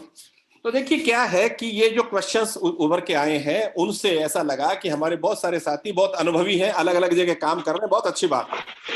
तो आप जब इस तरह के क्वेश्चन पूछे जाए कि आप यहाँ ऑलरेडी काम कर रहे हैं, इस अच्छी पोजीशन पे काम कर रहे हैं, आप डिफेंस में हैं, आप एयरफोर्स में हैं, आप आरबीआई में हैं, आप एसोसिएट प्रोफेसर हैं, अलग अलग पोजीशंस पे आप हैं, बहुत अच्छी बात है।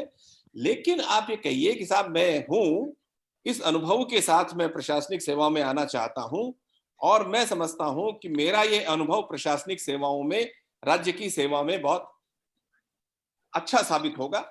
इसलिए ये मेरी रुचि है एडमिनिस्ट्रेटिव सर्विसेज में आने की, क्योंकि यहाँ तो मैं एक ही फील्ड में काम करता हूँ, वहां आकर मैं सेवा के जो अलग अलग क्षेत्र हैं उनमें अपनी योग्यता के आधार पे, अपने अनुभव के आधार पे मैं योगदान दे सकता हूँ, राज्य की सेवा कर सकता हूँ। इसलिए मैं इन सेवाओं के लिए मैं अपना एक मानस बनाया सर। आपका आशीर्वाद, मतलब हम्बल तरीके से बात करिए, आपका आशीर्वाद मिलना चाहिए सर। अब वो ठीक है, वो क्या सोचते हैं क्या नहीं सोचते, आपने अपनी बात एक कन्विंसिंग तरीके से कहनी है। हाँ सर, एक लास्ट क्वेश्चन मेरी ओर से। आप सर इंडिया के स्थानीय प्रशासन के एक बहुत बड़े विद्वान हैं, तो कोई व्यक्ति कोई किसी से प्रश्न पूछे भी, आप एसडीएम या किसी अधिकारी के रूप में स्थानीय प्रशासन में क्या चेंज करना चाहते हो, तो कोई 2 या 3 चेंज बताइए जिससे कि उनको सर बेनिफिट हो स्थानीय प्रशासन में सर। देखिए जहां तक एरियाज का सवाल है ना, जैसे स्थानीय प्रशासन तो एक हो गया, चाहे हम उसकी अर्बन लोकल बॉडीज की बात करें, चाहे हम उसमें रूरल एडमिनिस्ट्रेशन लोकल बॉडीज की बात करें। मतलब एरियाज इतने हैं दोस्तों, उन एरियाज को लोकल बॉडीज के तो चूंकि आपने बात की है इसलिए मैं करूंगा ही करूंगा, लेकिन आज वो ऑप्शनल पेपर्स का जमाना खत्म हो गया। हालांकि कुछ लोग बाग हो सकते हैं कि आपसे पूछें कि बीए में आपने क्या पेपर थे, बीएससी में क्या थे, या बीकॉम में क्या थे, या आपने पीजी किस में किया है, वो पूछे, उसके बारे में थोड़े क्वेश्चन आ सकते हैं। अन्यथा चूंकि ये सब चीजें तो आपको लिखित में पूछ ली गई है, वो आप उसमें अपनी योग्यता साबित कर चुके हैं। लेकिन कुछ जनरल चीजें हैं, जैसे जब हम इंडियन पॉलिटी की बात करते हैं तो इंडियन पॉलिटी में हमारा नेशनल मूवमेंट है, कॉन्स्टिट्यूशनल डेवलपमेंट है, making of the Indian constitution है, प्रैक्टिस ऑफ इंडियन कॉन्स्टिट्यूशन है, इसी तरह से कुछ साइंस, इसी तरह से मेडिकल, इसी तरह से फॉरेन पॉलिसी, इसी तरह से इंटरनेशनल रिलेशंस। और कोविड ने इतने सारे क्वेश्चंस हमको दे दिए हैं। इस कोविड की वजह से दुनिया में हर क्षेत्र में Covid and society, Covid and politics, Covid and economy, Covid and culture, Covid and unemployment, तो बहुत सारे एरियाज इस कोविड की वजह से आ गए हैं। तो कोविड पे आपको बहुत सारे क्वेश्चन पूछे जाएंगे। अब रहा लोकल बॉडीज का, तो लोकल बॉडीज एक बहुत ही महत्वपूर्ण एस्पेक्ट इस रूप में है कि भाई देखो, हमारे यहाँ लोकल बॉडीज का इतिहास क्या रहा। प्राचीन भारत में कौटिल्य के समय और कौटिल्य के बाद, चाहे मौर्य काल की बात करें और चाहे बाद में हम मिडिल एज की बात करें, एंशिएंट इंडिया में गुप्ता काल की बात करें, और चाहे उसके बाद हम मिडिल एज की बात करें, और चाहे मॉडर्न एज की बात करें, हमारे यहाँ लोकल बॉडीज बहुत शक्तिशाली रही हैं, बहुत महत्वपूर्ण रही हैं। और स्वतंत्रता के बाद, स्वतंत्रता के दौरान ही हम लोगों ने ये मान लिया था कि हमको, हमारे यहाँ जैसे गांधी डेमोक्रेसी, उसकी डेमोक्रेटिक डिसेंट्रलाइजेशन की बात करते हैं, गांधी, जयप्रकाश नारायण पार्टीलेस डेमोक्रेसी की बात करते हैं, ये लोग बाग ऑर्सनिक सर्किल की बात करते हैं। आपने आप सुनो, महासागरीय वृत्त की, समुद्र में तालाब में कंकर फेंकिए, छोटा सर्किल बनता है, फिर बड़ा बनता है, फिर बड़ा बनता है, फिर बड़ा बनता है। इसी तरह से लोकल बॉडीज भी हैं कि पहले आप पंचायत, ग्राम सभा की बात करें, ग्राम सभा से पंचायत की बात करें, फिर पंचायत समिति की बात करें, फिर जिला परिषद की बात करें, फिर स्टेट असेंबली की बात करें, फिर पार्लियामेंट की बात करें।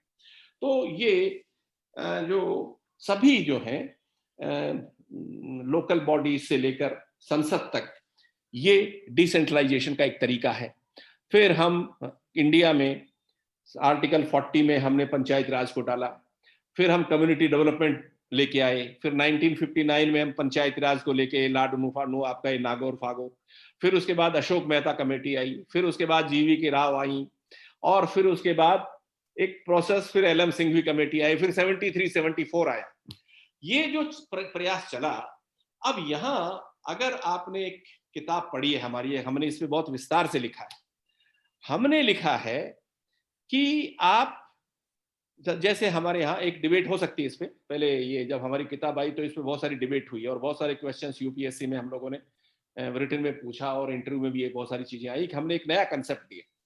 और वो नया कंसेप्ट है दोस्तों कि आप एक नई गवर्नमेंट तैयार करिए। आप जिसको लोकल सेल्फ गवर्नमेंट कहते हो, ये लोकल सेल्फ गवर्नमेंट नहीं है, these are local bodies. Because government तो वो होती है जो कुछ क्षेत्रों में ऑटोनोमस हो, जिसको कानून बनाने का अधिकार हो, जिसको कानून बनाने का, लागू करने का अधिकार हो, जैसे हमारी स्टेट असेंबली, ऐसे ही हमारी पार्लियामेंट। तो लोकल जो गवर्नमेंट जिसको आप कहते हो, जिसको लोकल सेल्फ गवर्नमेंट कहते हो, वो तो स्टेट पे डिपेंड करती है, वो तो सेंटर पे डिपेंड करती है कि इनको पैसा भी वहां से मिले, इनके क्या काम होंगे, ये स्टेट डिसाइड करता है, क्योंकि लोकल लिस्ट का विषय है। तो कुछ ऐसे विषय होने चाहिए जिनको हम लोकल इंपॉर्टेंस के सब्जेक्ट कह सकते हैं, 5-7 सब्जेक्ट। वो एक डिस्ट्रिक्ट गवर्नमेंट बनाइए आप, एक डिस्ट्रिक्ट गवर्नमेंट बननी चाहिए। मेरी किताब का नाम है district government in India, Bharat में जिला सरकार, कि there must be 3 tier of government. अभी तो 2 टियर है गवर्नमेंट के, सेंट्रल गवर्नमेंट और स्टेट गवर्नमेंट। इसी तरह से एक लोकल गवर्नमेंट का एक इश्यू लाइए, उसको एक इंडिपेंडेंट गवर्नमेंट बनाइए, चाहे उसको आप 5 विषय दो, लेकिन उन 5 विषयों में कानून बनाने का अधिकार उस गवर्नमेंट को होना चाहिए। तो आप इसको लोकल गवर्नमेंट कहो, चाहे आप इसको डिस्ट्रिक्ट गवर्नमेंट, मैंने इसको टर्म दिया डिस्ट्रिक्ट गवर्नमेंट। और मैं यहाँ जिस चीज से प्रभावित हुआ उस समय वो था, एक तो अशोक मेहता कमेटी बनी जिसका मैंने अभी नाम लिया। 1977 में कमेटी बनी, 78 में इसकी रिपोर्ट आई। अशोक मेहता कमेटी में एक मेंबर थे, आप लोग सुन रहे हैं ध्यान से? तो हाँ, आपकी आवाज नहीं आ रही मुझे। हाँ सुन रहे हैं सर, बच्चे सुन रहे हैं सर, बिल्कुल सुन रहे हैं ना? हाँ बिल्कुल सुन रहे हैं सर। तो अशोक मेहता कमेटी में एक मेंबर थे नंबूद्रिपाद, EMS नंबूद्रिपाद, केरला से। उन्होंने अशोक मेहता कमेटी से सहमति नहीं जताई, उन्होंने अपनी विमत दी, नोट ऑफ डिसेंट दिया कि मैं इसे एग्री नहीं करता हूं। और उन्होंने कहा कि जिस तरह से हमारे यहाँ स्टेट गवर्नमेंट एक इंडिपेंडेंट गवर्नमेंट है कुछ विषयों में, 66 सब्जेक्ट्स में, उसी तरह से we must have third tier of government that should be known as local government. एक लोकल गवर्नमेंट बनाइए, ये नंबूद्रिपाद का कहना था।